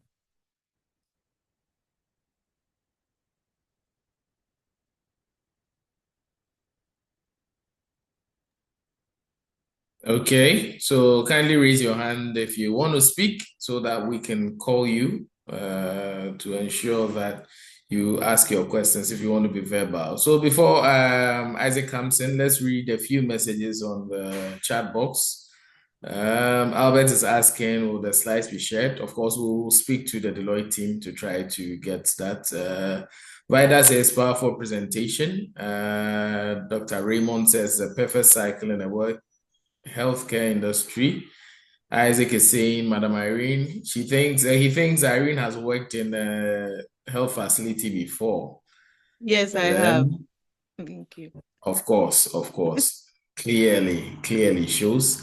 Rita is saying that this information is very timely. Thank you. Adwena says very profound. Alex Adri says, I think based on doctor's presentation, based on the presentation, the doctor has to know the price of everything they require so that they can inform the patient to pay for it. James is simply amazed by saying, wow, thank you, Irene. You've done an excellent job. Thank you for the education. Alex also says he thinks the call for a reminder is very important because not every patient can read the message, especially old age. It also depends on environment. And then Ufia Meniampon says, this is the most insightful presentation I've had on hospital finances. Great job. John also says, please, can we get the slides for future guidance? Again, we'll speak to the team from Deloitte to see what we can do for that. Rita says, very insightful. And then Perpetual says, good job, Irene. Very insightful presentation. Doris also says, thank you, Irene. And then Stephen also says, the session is great and the facilitator is superb. So, Eugenia is also saying, very insightful. Timothy is saying all topics are on point. We need more of these presentations in the future. Clearly, the feedback we are getting is a five-star delivery performance in terms of technical knowledge, in terms of covering the essentials. Irene, thank you very much. Thank you very much. So at this point, we invite the very knowledgeable Isaac Kweku Mason. He speaks on the requirements for accessing loans. So Isaac, the audience is yours. Thank you. Thank you, yeah.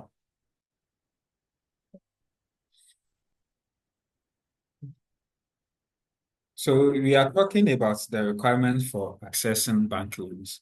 But before then, we would like to share some tips on the types of bank financing that's as healthcare facilities you can access.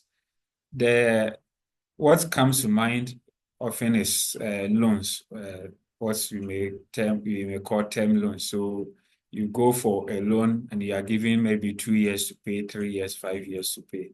That is there. We also have overdrafts. For overdrafts, unlike a loan which will be booked to you and you have all the amounts, the overdrafts, you have a credit line. So as and when your account is allowed, you are allowed to overdraw your accounts. So when they give you a limit of maybe 1 million, as and when you need the money, you can withdraw up to 1 million. And for overdrafts, interest accrues only when you have utilized the funds. For loan, once the bank books and into your accounts, interest starts accruing. which is different from an overdraft.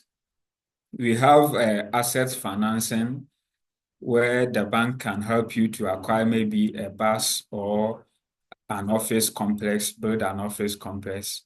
That is also there. Then these are usually the loans that the bank can give you. But we also have other credit facilities that look like a loan. Usually we call them contingencies. So one is a bid guarantee. Usually the institutions, maybe Ministry of Health wants a health facility to supply some medical equipment. The process starts with bidding or tendering. And if you want to bid, the ministry want to deal with only credible or capable health facilities. So they may ask you that before you even submit your bid, you should get your bankers to give a guarantee that once your bid is accepted, you are not going to back out. So you can see your bankers. I believe after the presentation, Access Bank will have time to take you into the specifics of what they offer when it comes to term loan overdraft, asset financing, and the other guarantees. We have performance bonds, and for performance bonds, before the contract is given to you, now your bid has been successful. Before the contract is given to you, they want to be sure that you can perform this contract. That one too, you may need your bankers to guarantee. And it also has a process that you go through so that when they are giving you the contract, they know you can perform it. We have advance payment guarantee. And for this one, if the institution, the ministry or any agency has given you a contract, maybe to supply some items, you may need some funds as mobilization. Before they pay to you, they want to be sure that if they pay to you, you will not divert the funds. So that one could also come in the form of a guarantee from a bank. So banks also offer advance payment guarantees. We have letter of credit, and usually this is when you want to import maybe drugs, medical equipment from outside the country. You are dealing with a supplier who doesn't want to supply to you before you pay. And you also don't want to pay before they supply because of the risk of losing your money. So you can go to your bankers and tell them, Access Bank, I'm in this situation. How can you help me? They will come in and guarantee to the supplier that once the supplier supplies the goods in according to specific terms, Access Bank is now going to guarantee payment to the supplier. So the supplier is free to supply to you. And you are also safe because you know that payments will only be made after goods have been supplied according to certain standard terms. So after the supplier has supplied the goods, then Access Bank will make the payments, and later they would have negotiated with you how they are going to recover those payments from you. That's a letter of credit. So these are the various forms of financing available for healthcare facilities. Because our presentation is on accessing more of loan, we will delve much into the loan and leave the other financing options. So usually when you want to apply for a bank loan, there are financial and other records that are required by the bank. One, the bank will want your financial statements. And financial statements, there are a lot of 5 key ones. You have statement of profit or loss, what we call income statements. We have statement of financial position, what we can call balance sheets, statement of changes in equity. That shows the investments we have made, dividends and other distributions to your shareholders.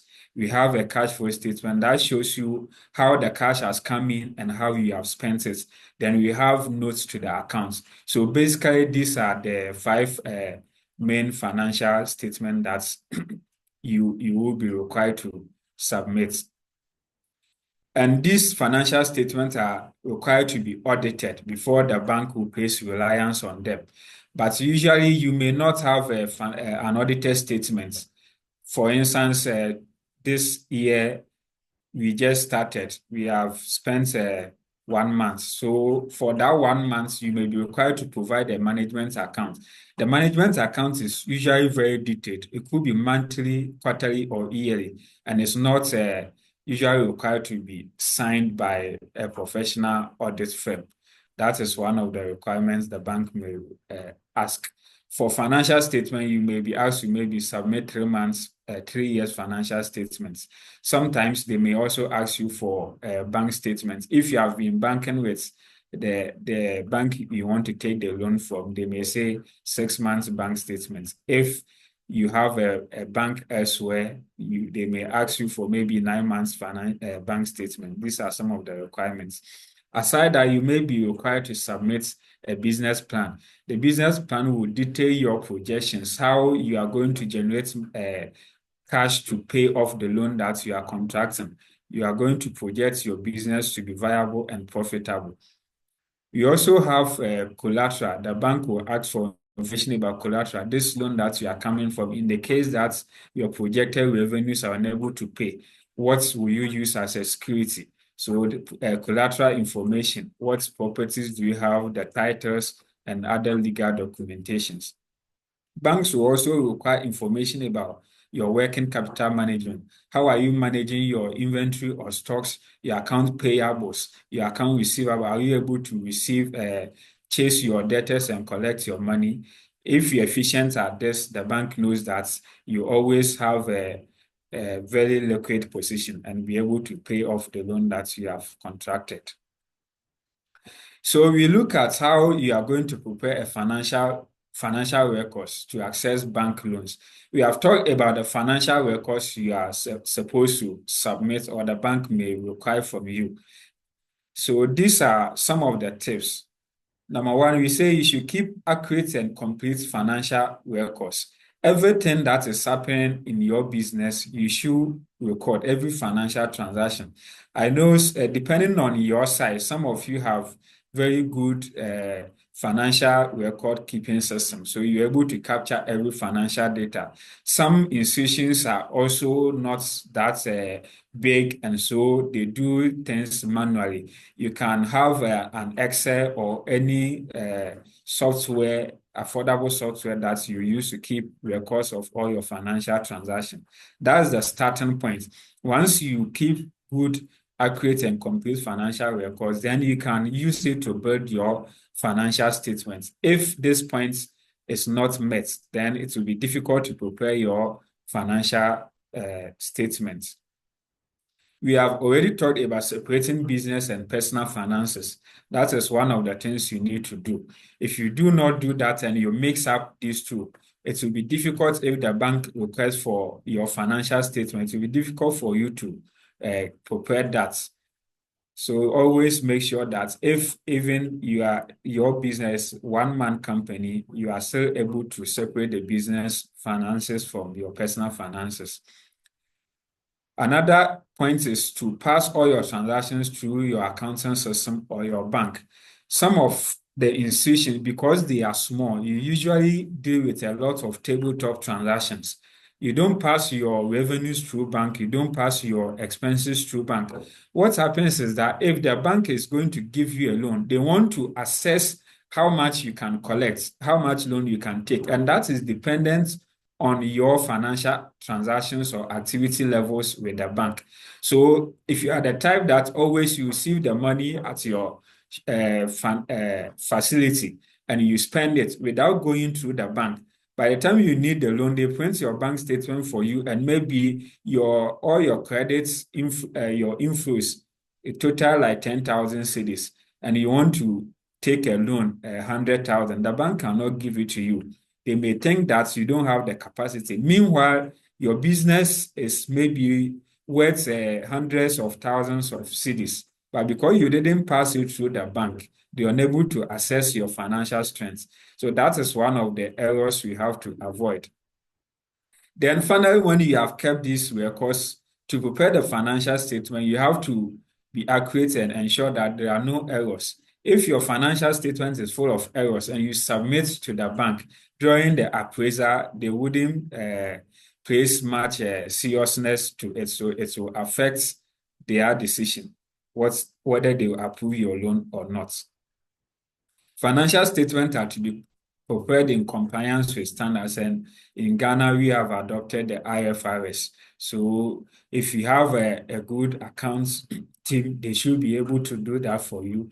Or sometimes you don't have the in-house expertise, so you may wish to outsource these services to a professional accounting firm like Deloitte to come in and then prepare your financials and other projections for you to apply for the loan. Then, where your financial statements are required to be audited, it's good to engage a reputable audit firm. If the bank is evaluating your financial statement, one of the key things they look out for is who audited the firm. Sometimes you are evaluating a loan proposal. You look at the audit firm, and ICA has a record of all the licensed firms. You go and check, and you realize that the audit firm is not on the list of licensed firms. Straight away, that reduces your appraisal scores.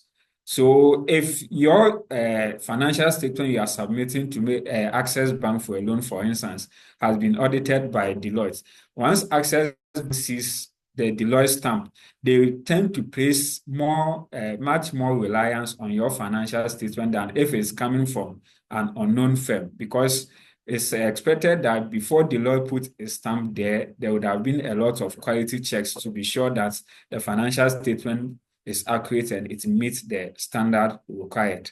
So that's one of the things you can do. Then we will move to loan evaluation.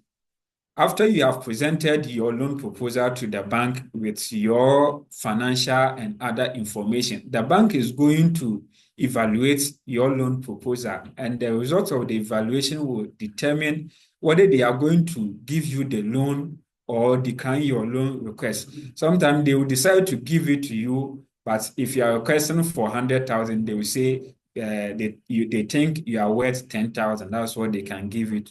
They can give to you. These are the factors that the bank is going to look at. There are a lot of factors they consider. We have classified them into acronyms we call 5Cs. So we are going to look at each of the 5Cs, what it entails, and then from there you will know what you have to do to enhance your loan evaluation scores. The first C we are looking at is character. When we talk about character, we are talking about your reputation, the reputation of the business owner, the board of directors, or all the people behind this business. Usually, if you take loans from any financial institution, now we have what you call credit reference bureaus. If you take loan from Access Bank is going to log it on this bureau. So if you go to any other place to take loan, they are going to check this reference bureau. Typical one, popular one is XDS. Once I go there, you come for loan and I go there, I'll see all your credit history, wherever you have borrowed money from, and whether you paid or you didn't pay. That is going to inform whether I will approve your loan or not. If you are the type that takes loans elsewhere and you don't pay, when you go to another place, they will see it and they will decline. Recently, we saw something circulating about one of our MPs. It was alleged that his loan records, he didn't pay and all that. And later he came back to clarify that indeed he had paid the loan. But I think what happened was that the loan might have gone bad and the financial institution might have published it before it was paid. So usually when you take a loan, you don't have to make it go bad. Once that happens, a lot of publications might have gone on, your credits information might have been submitted elsewhere. So before you want to take another loan, this information comes up and they may not give you the option to respond to them. The bank may take the decision without informing you this is the basis for the decision. So let's check our loan habits when we take loan from the bank, please.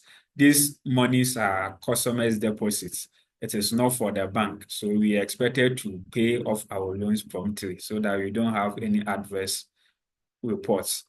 Then we also look at that check history and reports. In Ghana, Bank of Ghana publishes that check reports. And issuing of that check is a criminal offense in Ghana. And due to that, the Bank of Ghana has also come up with some guidelines on how to treat that checks. If you issue a check and you usually say it has bounced, if you issue a check and it is dishonored because you don't have sufficient funds in your accounts, that is what we are calling that checks. The Bank of Ghana guidelines state that if you issue it at first instance, the bank is supposed to give you a warning and then report your action to a credit bureau. So if you have issued a that check last year, your bankers will have reported to a credit reference bureau. Now you have come to Access Bank, you want to take a loan. They'll go and check that credit reference bureau and they'll see that you issued that check last year. And that will have some negative implication for your appraiser. So we are expected to guard against issuing that check. And the guideline goes on to say that if you issue a that check on a second occurrence within 3-year period, the bank is supposed to report you to the Bank of Ghana. Aside the first sanction, they are supposed to report you to the Bank of Ghana. And the Bank of Ghana has a that check register. So they will also enter your name in that check register. If you issue it on a third occasion within a 3-year period, then the bank is supposed to report to the Bank of Ghana, and the action the Bank of Ghana will take include banning you from issuing checks or operating your checking account for a period of 3 years. They also ban you from accessing credit facility in any financial institution in Ghana. And that's very serious. So it means if you have issued a that check, you have issued that checks consecutively for 3 consecutive times in a 3-year period. By the Bank of Ghana guideline, you cannot even access any credit facility from any bank. So it is very important that we guard against that. And it is very simple. All you have to do is that you have to maintain a very good relationship with your bank, because even before your check is returned by the bank, they would have tried to call you. Sometimes you might have issued the check and you might have forgotten about it. If you are someone who is closer to your relationship manager, when the check comes to the bank, they would have called you to confirm, and you might have quickly mobilized funds to cover the shortfall. But if you are not closer to your relationship manager, they call you, they do not get you, the only option will be to return those checks. You also have to keep records of checks that you have issued, because some of your accounts keep running. So you issue check to someone, the person took like 1 month to present. At that time, you didn't have money in your account. But if you had taken note of what you have issued, you would have been tracking that. So for still on character, we have other adverse findings that we can have online. Someone might have published something negative about you. You need to always check out your information online. There was an instance, a customer went for a facility, he was declined. Later, he pushed for explanation, and they showed him a report online, one of these bloggers. The person is supposed to allegedly committed some actions, fraudulent acts and all that. Then the customer clarified that this was not true. I even see these people, brought all the court records before they could clear their name.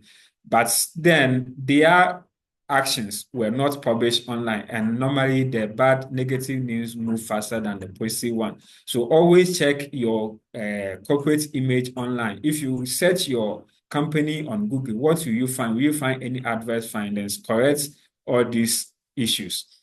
We also talk about accuracy of financials and other information, and that is very key. So that is for your character. The bank will assess this character. We come to capacity. Capacity is your ability to take and service this loan. So before the bank gives you a loan, you would have applied for a certain amount. You want $1 million. Okay, that's a huge amount. So the bank is going to look at your turnovers on your bank statements. What is your monthly volume? Are you bringing in this volume? If you are not, then you cannot take this amount. That's why we talk about always passing your transactions through the bank. The bank will also be looking at the consistency of your income sources. Is it that you got a one-off income, maybe in a certain month, 1 million, so you think you qualify for 1 million loan? No. it should be like something which is consistent. Every month you're able to make a revenue of maybe 10 million, then we can say that we can easily give you this 1 million loan. The bank will also look at existing loans and interest that you are servicing. So usually your debt service ratio or your debt to income ratio should be very low. Once it is low, the bank knows that when they give you additional loan, you can pay. We look at your margins and your volumes. If what you are dealing with, you are making maybe 20% margin, gross profit margin or net profit margin. You want to take a loan now that our economy has issues and loan rates are high. If the loan rate is 25% and your business gives you 20% per annum, can you pay? This is what the bank will look at. So that is the capacity. We are looking at your ability to service this loan. Then we look at capital. Capital talks about your contribution to the loan. For instance, you want to go to Access Bank to take a loan to buy a car. The car is 1 million cedis. What are you also bringing to the table? If you can do a projection or your finances and say, I'm going to pay 60%, which is 600,000, then the bank has the comfort that at least you also have some ability to finance part, so they can easily give you the 400,000. But if you go empty-handed and you don't have anything, it will be difficult for them to give everything to you. We look at your firm gearing. What is your debt to equity? If everything, most of your business is financed by existing debts, then you are already servicing high levels of debt. So taking additional loan may be a problem. The bank will also look at your dividend policies. Some of the institutions, maybe you make profit 100,000, you distribute 90,000, you retain only 10,000 for reinvestment. These things can affect your appraisal.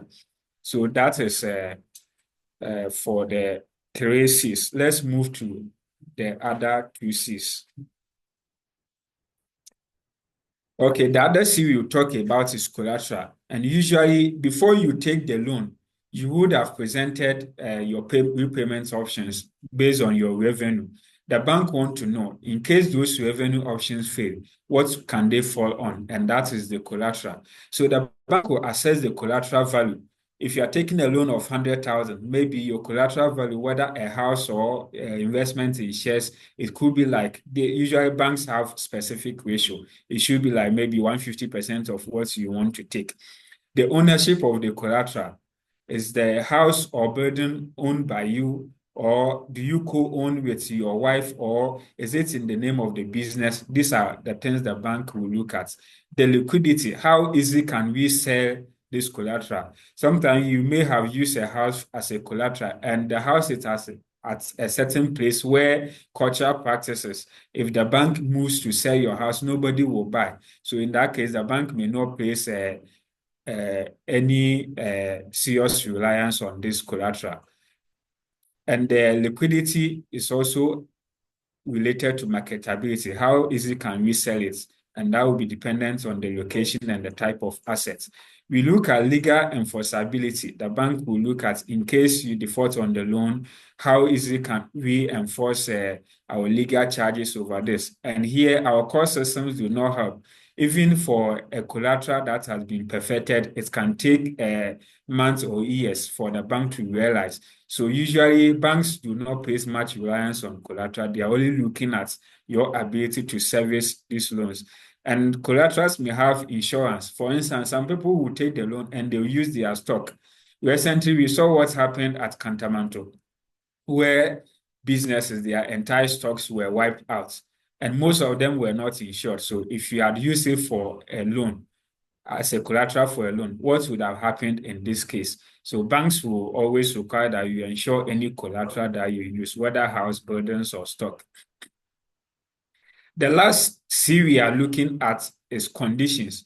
The condition is your business condition, the loan condition. So we are looking at the loan purpose. What do you want to use the loan for? Is it because you think the bank has, there's a lot of money so you can easily go and access the loan? You should have a specific purpose, and that is where we are looking at projection, business plans, and other financials. You should be able to prepare your projections and other business plans to convince the bank that this loan is for a good purpose, and this is what you are going to get from this venture, and convince the bank that you can pay. You look at the principal, the interest rate, and the tenor. If you are going to take a huge loan, definitely the repayments will be more difficult for you. And in an economy where we have interest rates always going up, the bank will want to consider whether your business is that profitable to finance it.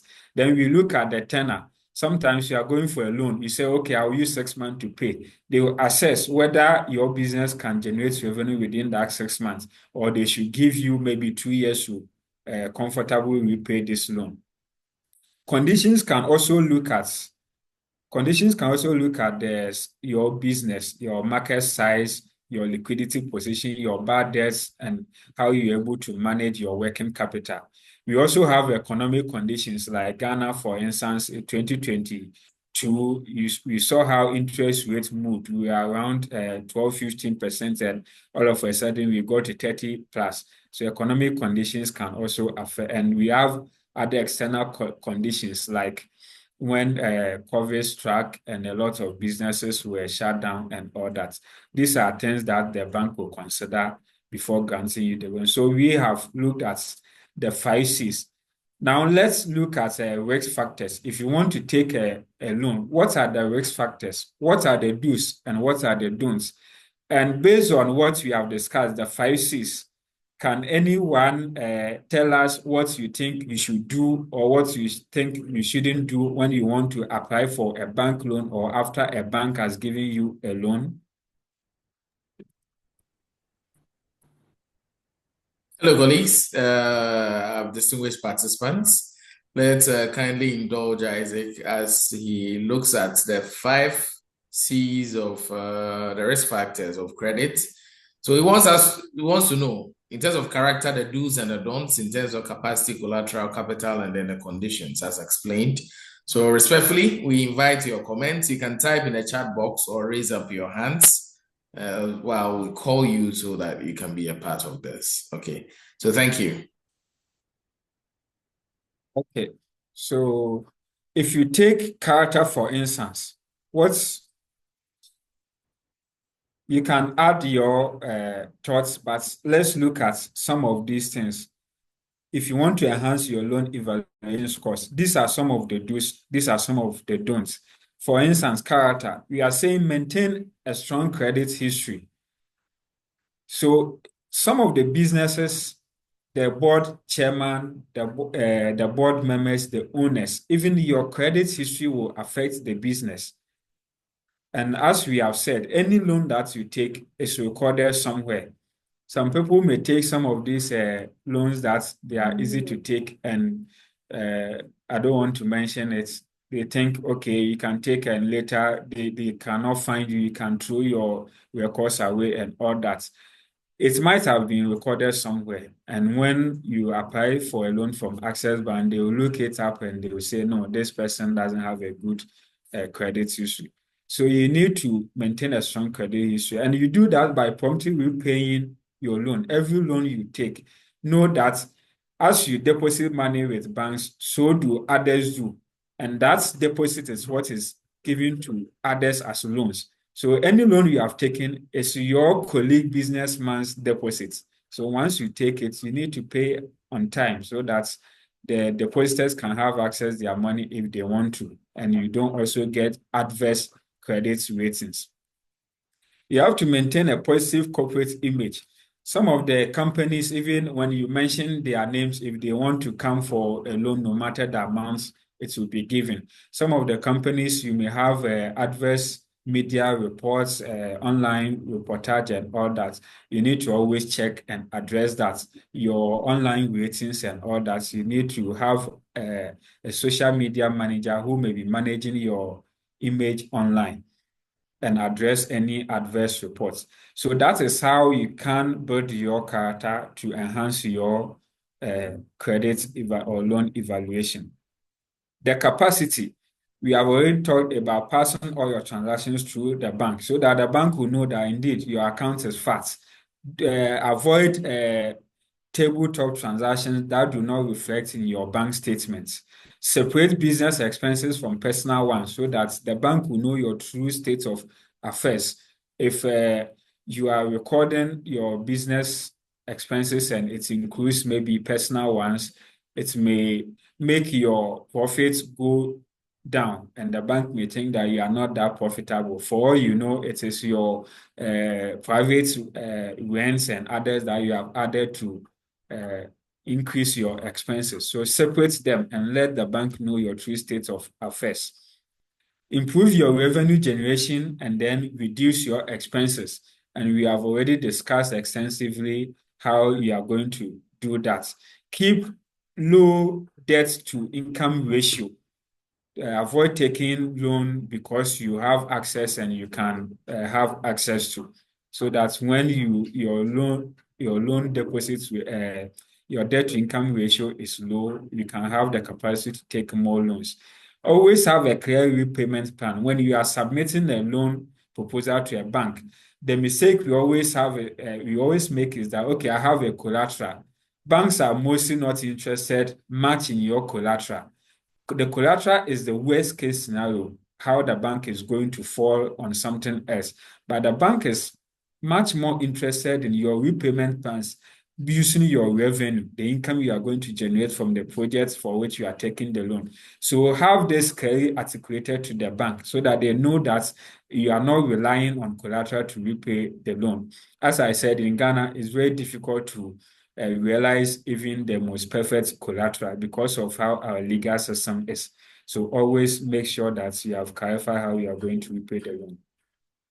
When you come to collateral, you need to keep proper records, documentation of your collateral. If it is a land, make sure that you have registered it and you have title and all that you are required to have. And as we said, don't overly rely on your collateral as your repayment source. The bank is not very much interested in that repayment option. For your capital, we are saying maintain efficient working capital management so that if you sell to your customers, have a way of tracking and following up to collect your debt. So that doesn't be like people always owing you and you're unable to collect. That can bring down your business. And profit retention, if it's a one-man business, for instance, make it a point that anytime you make profits, a sizable portion will be reinvested. That will build your capital and increase your capacity to take more loan. Then for conditions, we also say apply for credits that you need. If you don't do that, you may end up incurring unnecessary interest expenses. If you expect that maybe you expect to pay money in 3 months' time, you are not sure when you will make that payment. It may not be advisable to go for a term loan now because that one, once the bank books it to you, they start recording the interest. You may go for an overdraft if you are not sure when you are going to pay, so that you only withdraw the amounts when you need to make the payments and reduce your interest level. Take credit from related institutions to avoid high credit costs. So sometimes you may come to Access Bank, you want a facility. They tell you interest rate is 25%, and in your mind, it is too huge. So you go and you see an advert, a notice board somewhere, and it says, come for loan up to this amount, 5% PO, and you think 5% is 5%. Some of these unregulated institutions, their 5% means 5% every month. So before you go and take the loan, 5% times 12, then you are looking at maybe 60%.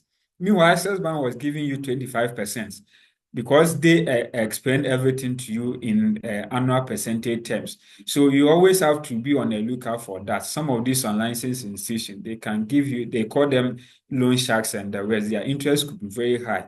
So deal with only the licensed and the credible lending institutions. And it's also advisable to borrow in the currency that your revenue is earned. Look at 2022, how the dollar moved from about 6 cedis to 16 cedis. So if you have a loan denominated in dollars and you are earning your revenue in cedis, imagine the impact on your business. You need to be careful of that.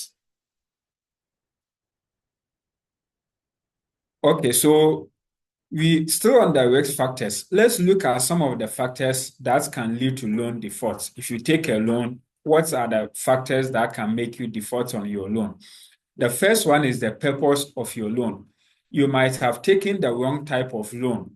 So you go to a bank that you want to buy a vehicle. They would have some criteria that you need to meet to qualify for this loan. But because you think that process is cumbersome, you just prepare something to represent something and present to the bank that you want an overdraft. The bank will give you the overdraft, thinking that you want to. Overdraft is usually used to finance working capital. It's not used to finance long-term assets like burdens. So once the bank gives you the overdraft, it's usually for a short tenor, maybe 6 months. You go and use it to buy this vehicle. You're expecting revenue from this vehicle, but that revenue will take a long time, maybe 1 year before you start earning serious revenue from it. Meanwhile, the overdraft tenor is 3 months or 6 months. You find yourself in a situation where the asset has not started yielding income for you to repay the loan. So the loan may eventually go bad. So always make sure that when you want a loan, you go clean and discuss with the bank, disclose all material facts.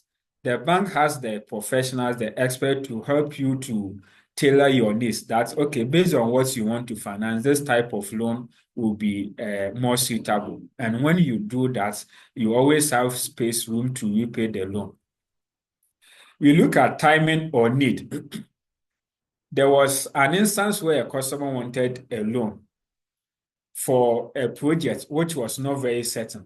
And the customer went apply for a term loan and they booked the loan. Once the loan was booked, the interest started accruing. At the end of the period, the customer had not used the loan. The loan was the money given to the customer was still in his current account. Meanwhile, the bank knew that they gave you the money, so they didn't stop the interest. Interest ran on it. So at the end of the period, the person was required to pay what was given to him plus interest. He was thinking that, oh, once they gave me the money, I didn't use it. The bank should just reverse it. They said, no, you have to pay this interest. And it became a whole lot of issue. So we see the problem here is the timing. The person didn't know when he expect to have this payments, but he went ahead to take a term loan, which started accruing interest. As I said, it is also based on the need. If you had discussed maybe with your bankers, they would have told you that, okay, for this one, you are not certain. So we can give you some form of guarantee or other credit type that will not necessarily lead to you accruing interest, whether you use the loan or not. So, as I said, anytime you want to take a loan, get closer to your relationship manager, give all the material facts, and let them determine the right type of loan and the timing too for you. Then, for repayment plans, always when we take loans, we should have capacity to pay. And capacity here is the revenue, not collateral. I will emphasize this again because usually we think that maybe our business, we have a very big asset base, so we can use that as collateral. It's not the asset base that will pay the loan for you. It is your revenue. So make sure that anytime you are taking a loan, you have a revenue to match. And the revenue, you can look at it from the project specific. The project that you are going to use the loan for, can it generate that adequate revenue? Then look at your overall revenue too. Do not overly rely on your collateral. You may have defective business plans and cash flow analysis. So you projected that you are going to receive 1 million cedis from this project. So you took a loan and it may not go as planned. So you are unable to meet your loan obligation. So that is why from the inception, we said before you submit some of these business plans, you could have run them through professional firms that will help you to put things in order.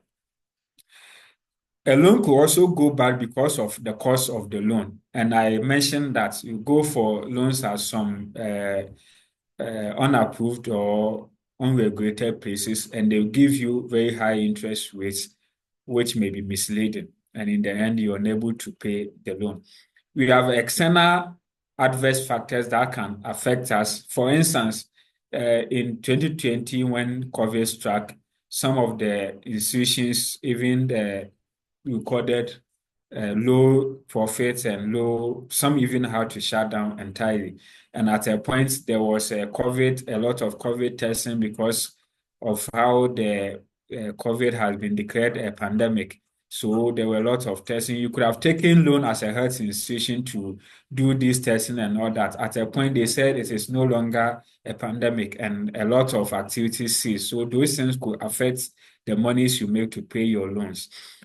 Then economic factors like the dollar rate can also affect how you pay your loans.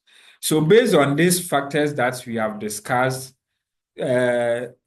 participant, please, can you share any ways that we can mitigate? Now, you know how the bank is going to evaluate your loan proposals. You know the issues that can make your loans go bad. So what do you think are some of the ways that we can use to mitigate our loans going bad? Can anyone share? Okay, we have Emmanuel saying, do not divert funds from what you intended them for.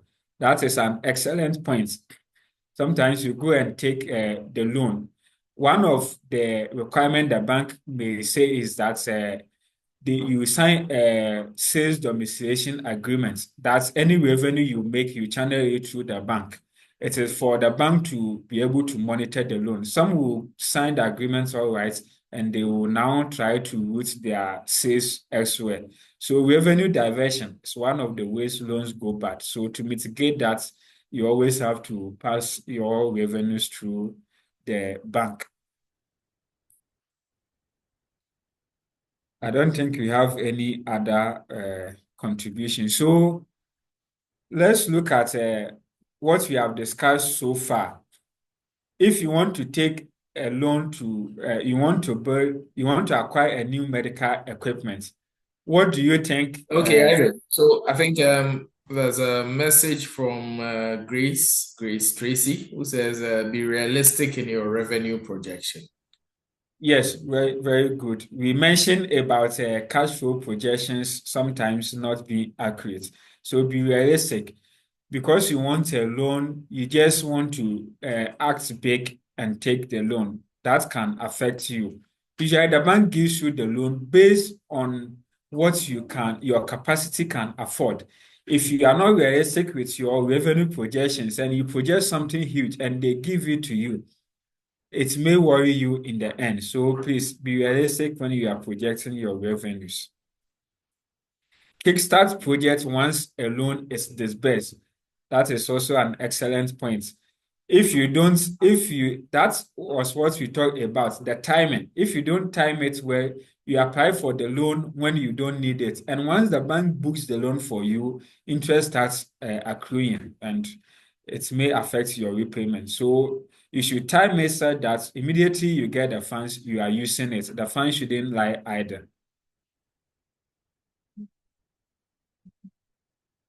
So if you want to acquire a new medical facility or you want to build a new medical office or branch, what do you think will be the facility that you can access from the bank based on what we have discussed? I know Access Bank team is going to take you through the specifics, what they offer, but from what we have discussed, can anyone share with us maybe the facility type that you think you can take if you want to expand your uh, business, the offices, or buying a huge medical equipment?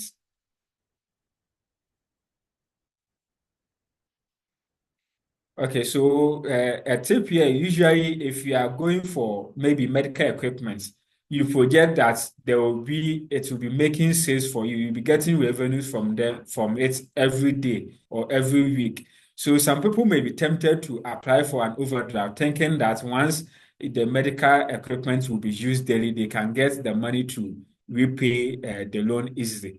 But the problem with such installation is that it may take some time, maybe 3 months, 6 months, before even a client get to know that you have such medical facilities or equipment. So your revenue projections, it may be accurate going forward, but for the first 6 months, 1 year, it may not be as you intended it.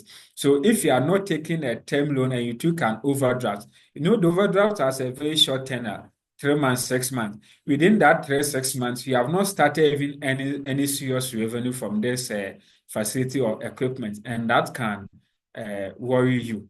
So as we have discussed, anytime you want to take a loan, you need to assess it very well, know the type of loan that you want to take. We have also talked about the appraisers and all that, the proposals, and we have also admonished you that sometimes you need to engage experts so that they will try to put your figures where your proposals and all that.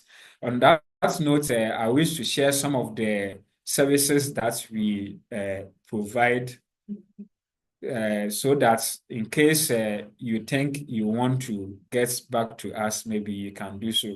We provide audits and assurance services. So your financial statement that you are presenting to the banks for loans and all that, we could go through for you.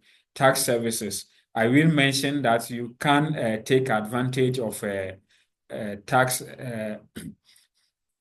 tax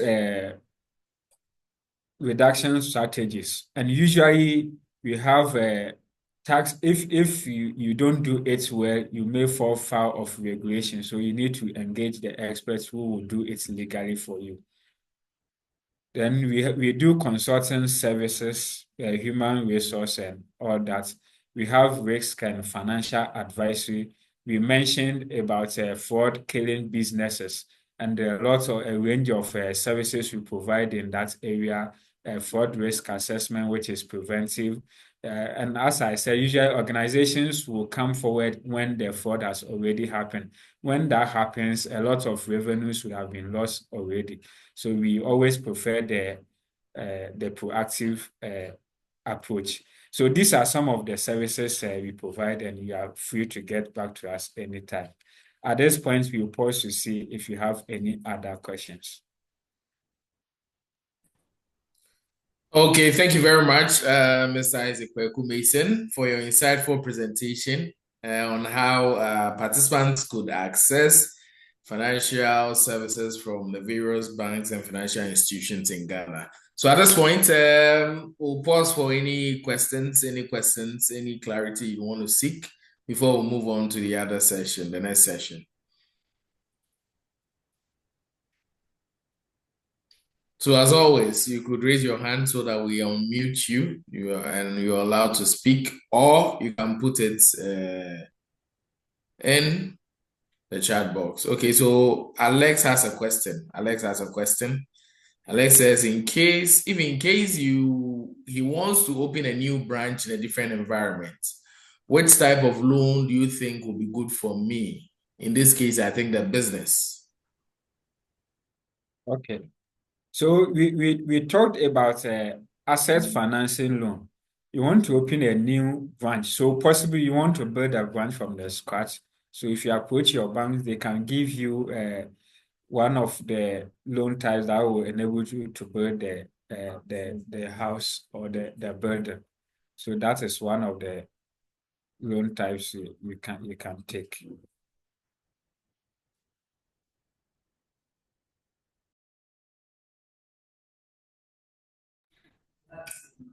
Okay, thank you very much, Isaac. Alex, I believe you are okay now. You are okay with that. Any other question? Any other issue you want to clarify?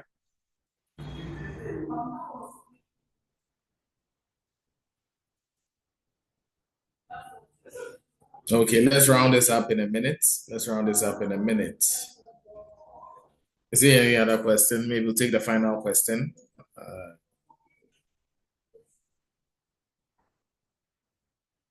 Okay, so Philip says Isaac wants okay. So Philip says which bank is available to give a facility for the above purpose? You're already talking to your bankers, so of course you have your bankers here. So I'm sure they are going to take you through the specifics. What we offered was an overview, so they are going to take you into the details, what you can access for your branch, your facilities, your stock, and all that. Okay, so Isaac wants to know if I want to. Okay, I think it's the same question. If I want to upgrade my current facility, which might take not less than a year to finish, would you advise I take another type of loan? I think it's the same as similar to the first question. So Isaac, maybe you respond to that.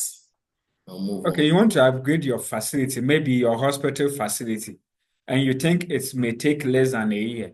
So that's what we talk about. The temptation is that you think it's going to take less than a year, but this is a long-term, non-current assets. It's the construction or whatever, the upgrade, it may not go as you plan. So you may think you can easily go for a 6 month overdraft. What if you're unable to do the upgrade within the 6 months? How are you going to make the revenue to pay?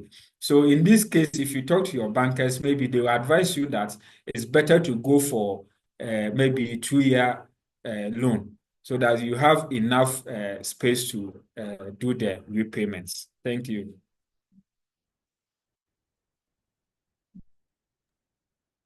Thank you so much, Isaac. Thank you so much, Isaac.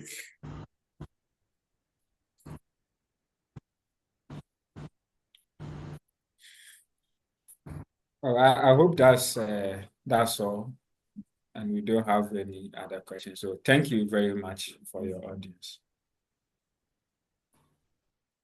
Thank you very much to Isaac. I don't know if Dr. Situ would want to round up, give some post-presentation comments before we take the presentation from Madam Perpetual McAnnan of Access Bank on what Access Bank has to offer. So, Dr. Situ.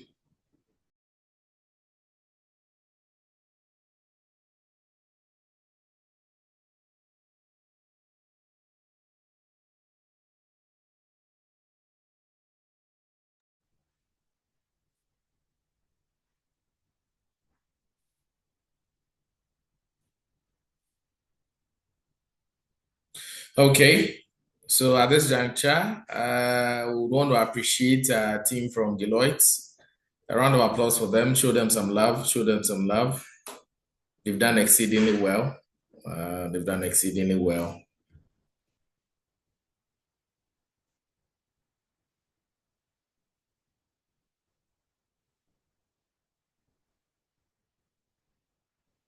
So, Okay. Irene, Hi, let's listen to you. okay, Yeah. sorry. Dr. Kwabnasitu is currently engaged in something, an emergency. So we are grateful for the opportunity on his behalf. We are grateful for the opportunity. Deloitte is readily available to serve you. And we hope that this webinar has impacted your business and you implement everything you've learned. Thank you so much. Okay, thank you so much, too. I think there's another question there that if you expect receivables, which facility can you use? Access Bank does invoice discount facilities for our customers. So your receivables can be discounted, of course, together with your customers, and which will give you a stopgap financing and all that. I believe later when Pep comes, she will share insights on all that for us. So thank you very much for the team from Deloitte. We are grateful for coming here to share your expertise with us, to impact knowledge on us.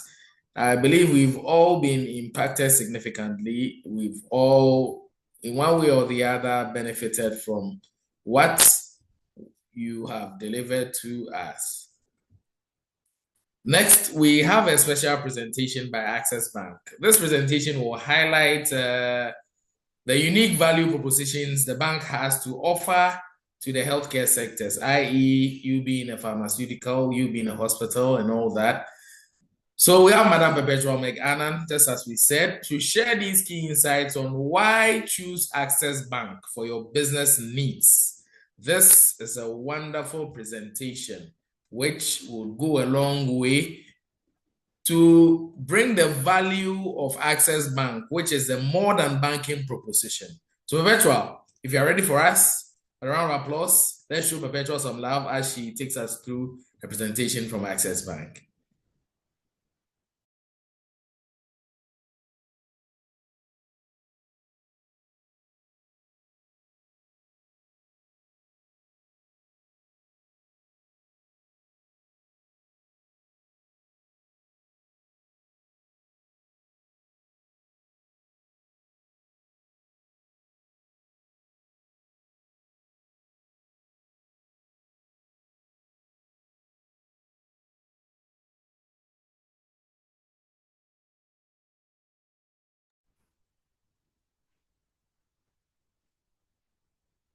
Roberto, are we ready? Are we ready for the audience?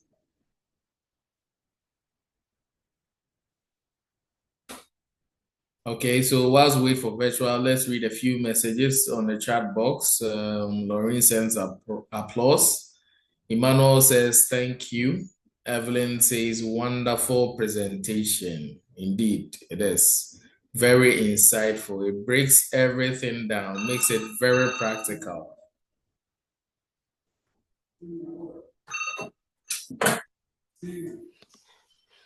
Okay. Good afternoon, everyone, and I'm excited to take the next session. I believe our panelists have done justice to all the important topics for today.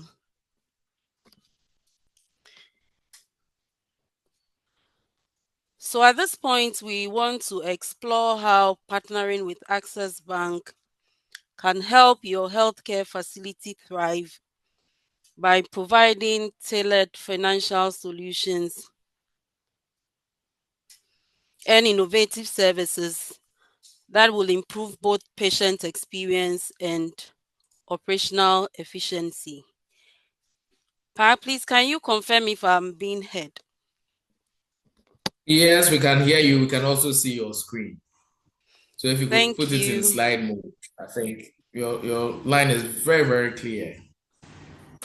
Is it better now? Can you see it in slide mode? We can still see Hello. your screen, but it's not in slide mode. So if you could put it in slide mode. Okay, so let's dive in. I stated that we want to explore how partnering with Access Bank can help your business. So just a bit on Access Bank. It's an international bank with experienced board and management with strong corporate governance. So no fears at all when engaging us. We have a large customer base, and so partnering with us, we know you will be able to reach out to your expected clients.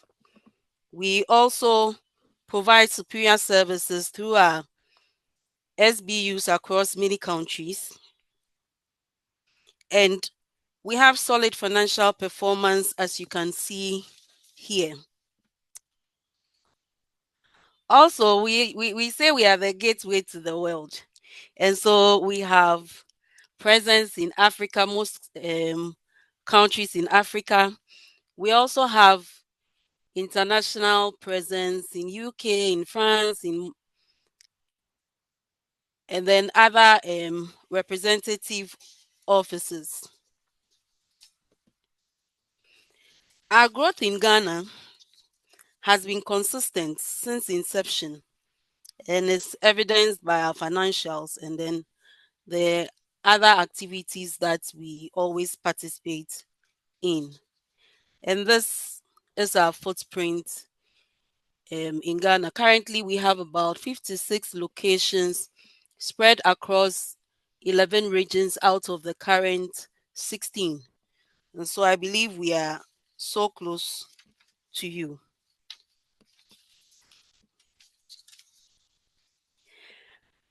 We also have a solid track record evidenced by the number of awards and recognition we have received over the period and still counting. We pride ourselves in the partnerships that we have both locally and international level. And so being with us, you will also be able to leverage on these partnerships to grow your business. So for today, we are looking at our health sector, and we tend to say we are the only bank that really understands the needs of the health facilities. We will make available working capital, which you can use to settle your recurrent expenses and then also to pay your salaries. We also provide project financing, and these are very flexible to meet your specific needs.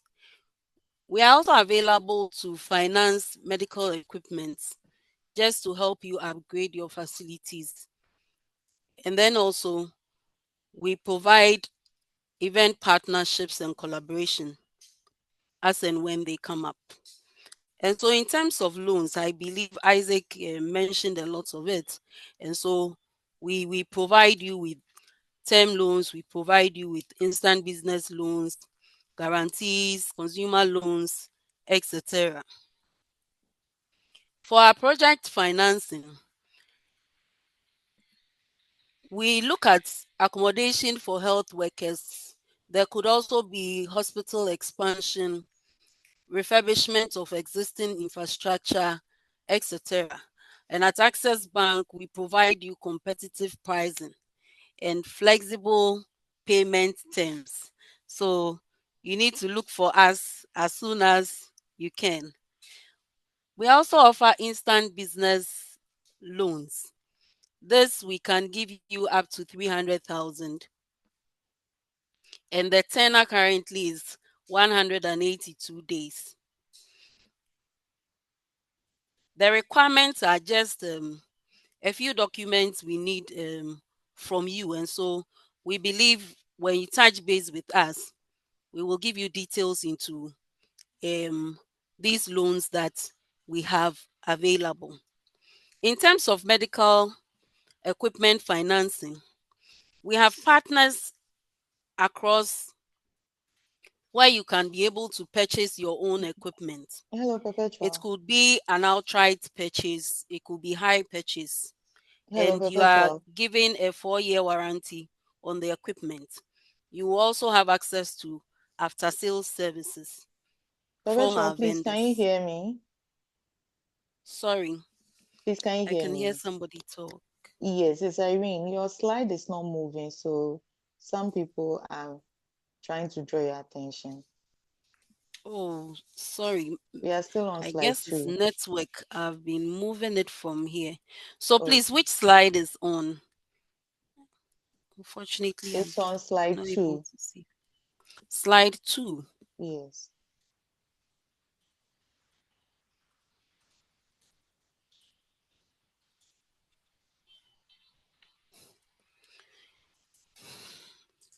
Please, is this showing now?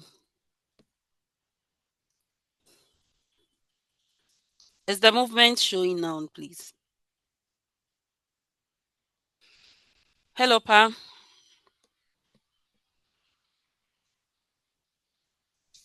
Yeah, hello, Web. Yes. Hello. We got the feedback that the slide is not It is not. It moving. is not moving. If we Is could it still the same? I'm maybe take trying it off to. and bring it back again. It's same. It's the Okay. same. Who we are today at Okay, sure. Access Bank. That's what is still there. Okay, let me try that again. Let me stop sharing and then I'll put it up again.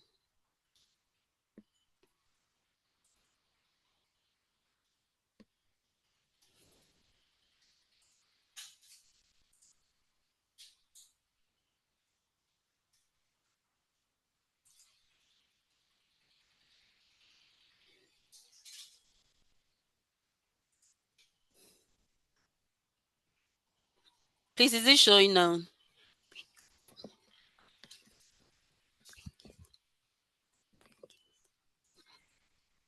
Pa, please, is it showing now? No, please. Yeah, It's it's the up same. again. It's up It's again, the but same. we don't know if it's moving. It's the same slide too. We see I've changed it. Is it showing a different slide now? who we are today. That's the Yeah, slide show.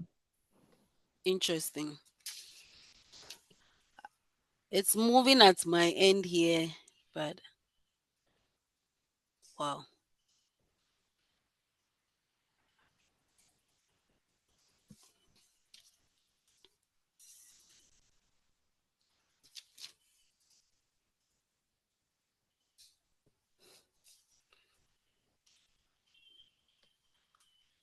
Please, is it better?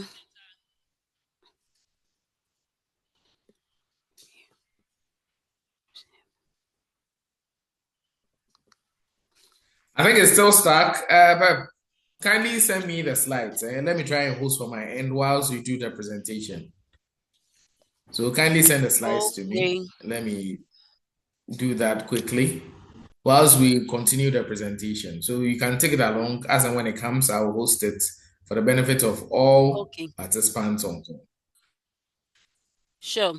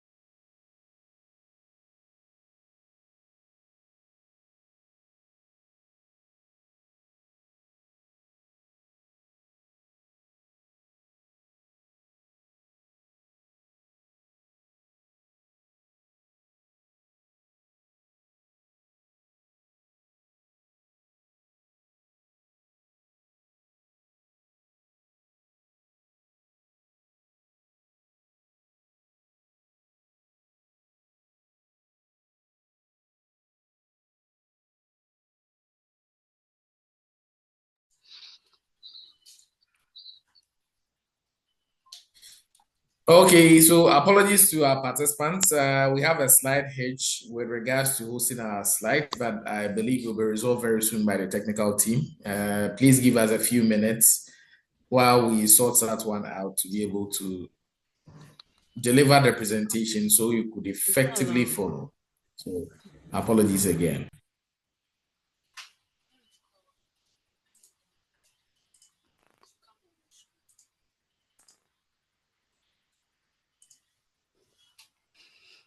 Please confirm if it's better now. Yes, it's better now. We are now at Is our it booth. moving? Yes, it can move. It's moving. Okay, Our footprint, yes, it's moving. So great. kindly take us through. Thank you.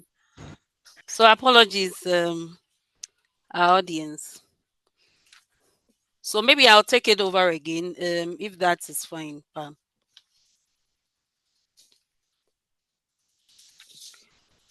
Okay, so Access Bank is an international bank with a large customer base, over 60 million customers across the world. We have superior service through our SBUs, also spread across the world. And from this, you are able to see that we have a very solid financial performance. And so there's no fear in partnering us in any way. In terms of our international footprint, we are we have presence in Africa and we have presence in um, a few countries out there. We are in UK, we are in France. You can find us in China. You can find us in India. And then we have a lot more locations coming up. Our growth in Ghana has been very consistent since we started operations here. Currently, we have 56 locations spread across 11 regions out of the current 16. So I believe we are very close to you wherever you are. Our solid track record is also evidenced by the number of awards and recognition we have over the period and still counting. We pride ourselves in the partnerships that we have both internationally and locally. And so you'll be able to leverage on these partnerships to grow your business. We are the only bank which is well positioned to meet your specific needs. within this health sector. We give you working capital to help clear your recurrent expenses and also to pay salaries, amongst others. In terms of giving you financing for your projects, we are always available to do that. Having you purchase medical equipment or upgrade your facility, we are also always available to help with that. And then partnering you on events like financial literacy programs and other community programs, we are always there to work with you. Our loan products, I believe Isaac also did justice to the details of the kinds of loans. We have all these loans, time loans, term loans, overdraft, contingency loans. We also have loans for your staff as well. In terms of our infrastructure project financing, we have a very structured facility for you to cater for hospital expansion, accommodation for your health workers, refurbishment of your existing infrastructure, amongst others. And trust me, at Access, we have a very competitive pricing for you and flexible repayment terms. So I believe you are thinking of speaking to us already. We have a special instant business loan for you with very juicy features which can help you anytime you need a loan. And the requirements are just minimal. And so you'll be able to meet your pressing needs as and when they come up. Getting your medical equipment financing through, we have partners where you can purchase and own health equipment. It could be an outright buy or it could be on hire purchase. And once you speak with us, our vendors are able to give you a 4-year warranty on the equipment purchased. You will also have access to after sales service from our selected vendors. So why partner Access Bank? We are available for business advisory services. We provide you with digital solutions. I was happy when Irene was saying, let's not do more of cash. Let's move to technology. So we have collection solutions to help you collect your funds, make payments. We also have products for your staff, retail personal loan. We have consumer loans, payday loans, pick now, pay later. We have insurance products for you and your staff. We have mortgage also for you and your staff. In terms of event partnerships, we can collaborate with you on community engagements. It could be corporate social responsibility. It could be corporate health programs for employees. We are available. And once you partner with such a big and international bank, you have enhanced publicity for your own outfit. So we encourage you to choose Access Bank so you get access to tailored financial solutions. We have streamlined payment systems for you. We also have investment opportunities. You may have excess cash. We have good rates for you. And then you also access enhanced funds and flexible financing options, as I stated earlier. And collaboration on events, trust us to always be there to work with you. And we made mention of our key partnerships. You will have that opportunity to leverage on these partnerships to grow your business. So at Access, we help you deliver better healthcare while improving operational efficiency. So just focus on providing quality care while we handle your financial needs with expertise and reliability. Thank you. Thank you very much, Perpetual. Please let's show Perpetual some love. Let's show her some love. These are key insights on why you should choose Access Bank. Access Bank does not just pride itself on the mantra more than banking, but aside our mantra, we also deliver. We deliver. We are a market leader. We are an industry leader. And then we provide the best financial solutions you can get. So walk to any Access Bank branch. Alternatively, you can also contact any of our health and pharmaceutical team. We have a dedicated desk solely meant for pharmaceuticals and health, a dedicated desk. It's the first of its kind in Ghana. So in the interim, if you want to contact any of them, the team lead for the pharmaceutical desk, I will slowly put out her number, and I'll do that 3 times before we project the slide for our partners at Deloitte, who would also want to let us know their contacts. So this is Sophia's number. You can reach her during working hours, 8 to 5, any weekday. And sometimes on weekends, 8 to 5. So this is Sophia's number. I'll take it slowly.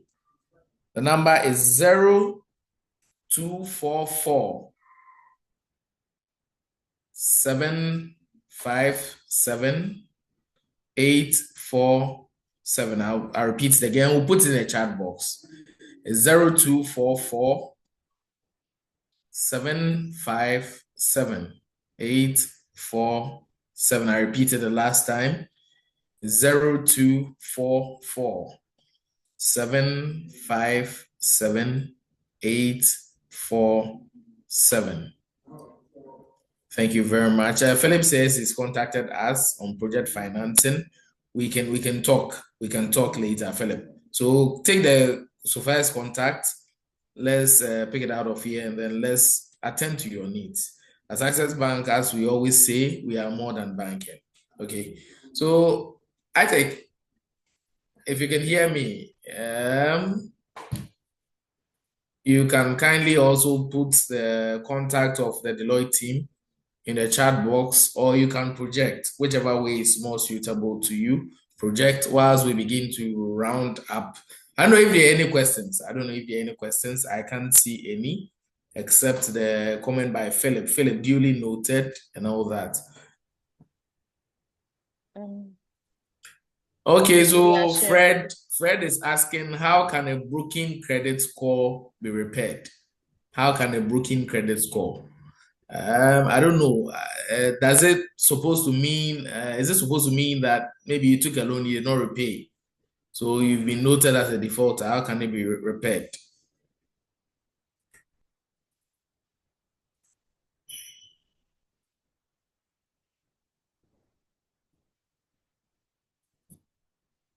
So Evelyn says, can a facility access a loan if the facility does not have an account with your outfit?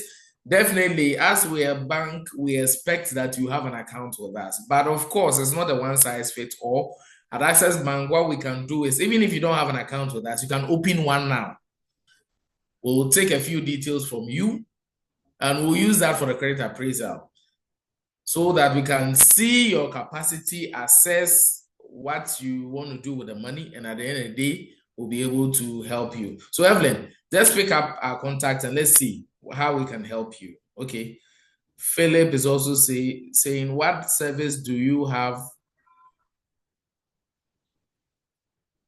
Do you have for hospitals that depend on National Health Insurance Scheme? And you please have a system where our NHIS receivables are collateral for a loan. Okay. Philip, just as you said, pick our number. Let's pick the conversation out of here. But that's also very good feedback. It's something we can look at. Alex says, they visited my clinic and I was happy to receive them. The team is love and I'm ready to work with Access Bank. Thank you very much, Alex. Thank you for the thumbs up and the compliments. Kwabna is also saying he's into the supply of medical equipment and logistics, including medical turnkey project specifics. Okay, Kwabna, we'll be happy to discuss that further with you. So pick Sophia's number. Let's pick it up from there, and let's go. So as you can see on the screen, we have Mr. Isaac Kweku Mason's number. His email address is imason@deloitte.com.gh. His contact number, and I will announce it slowly, 053-100-6158. We also have Madam Eileen Dakwa. Her email is edakwa@deloitte.com.gh. Her number is 0501-320-925. And last but certainly not the least, we have Madam Irene Dable, iw@deloitte.com.gh. Her number is 050-157-2515. Okay, so Nanama says that will the questions sent during registration be attended to? Okay, I'm not privy to that, but Nanama, you could kindly post your question here so that we get somebody to attend to them. The question you post during registration. So as we begin to wind up and round up, we will take the closing remarks from the head of sectors, business banking.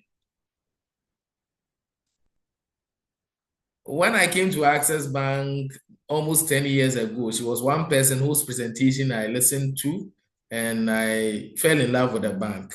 She's a cool, calm, collected, welcoming, motherly, all the good attributes you want to assign to a working banking professional.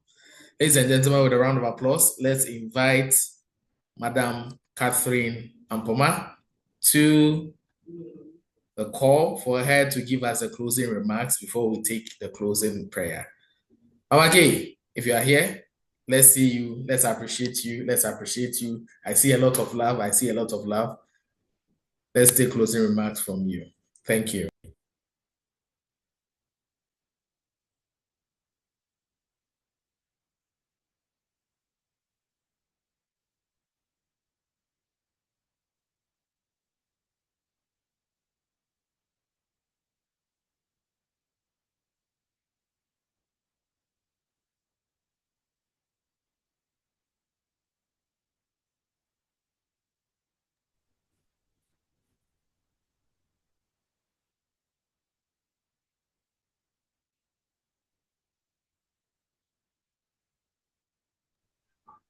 Hello, Maki, we can see you, but I think your audio is not audible enough. We cannot hear you.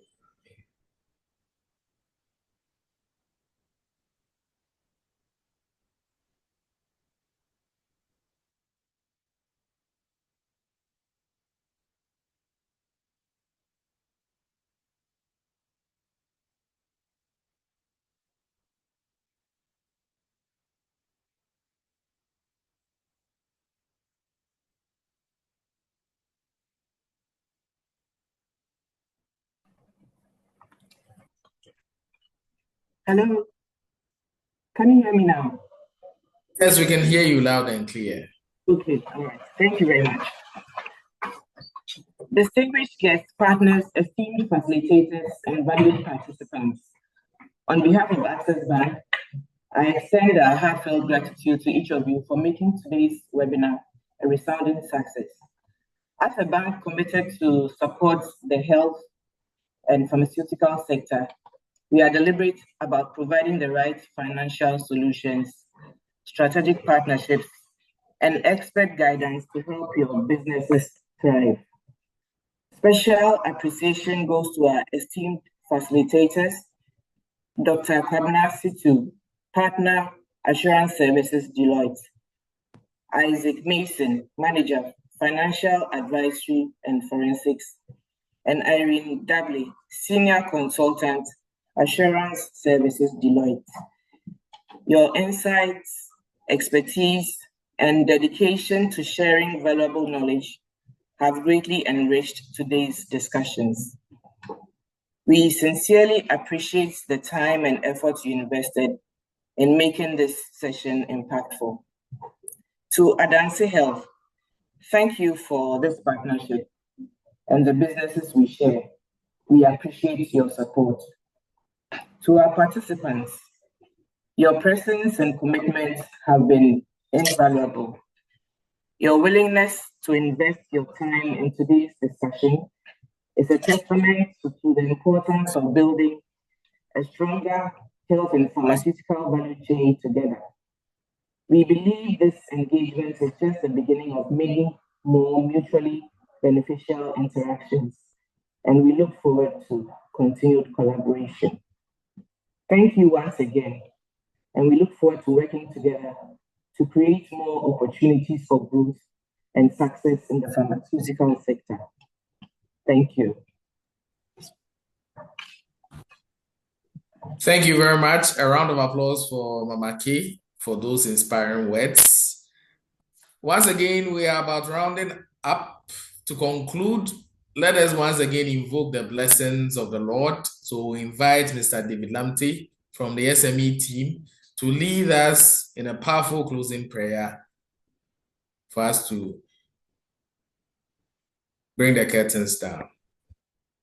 Hello, can I be heard? Yes, you can, Dave. Kindly go ahead. All right, shall we pray? Heavenly Father, we thank you for the success of this webinar and for the knowledge shared today. We are grateful for Access Bank, for Deloitte Ghana, and all the participants. We ask that the insights gained will empower every participant to make the wise financial decisions, to grow their businesses, and then positively impact the health sector. Bless us and grant us wisdom and strength in all that we do. As we sign off, may your guidance and protection be with us always. We thank you that you've answered us. In Jesus' name we've prayed with thanksgiving. Amen. Amen. Thank you very much, David. Thank you very much, David. So, ladies and gentlemen, distinguished participants, on behalf of Access Bank Ghana, PLC, and Deloitte Ghana, I would want to extend our sincerest gratitude to all participants for your active engagement. For our facilitators, we say thank you. Thank you so much for extending an opportunity to our participants, as well as sharing your insights, your knowledge, and your valuable expertise in today's webinar. We trust that today's insights will provide invaluable lessons as we navigate the various complexities of the healthcare landscape. And we also want to use this opportunity to build strong foundations for sustainable growth for all the institutions we work with. Thank you all very much and have a wonderful day. Once again, my name is Payal Apokumsen. Thank you for giving me audience to be your moderator for today. God bless us all.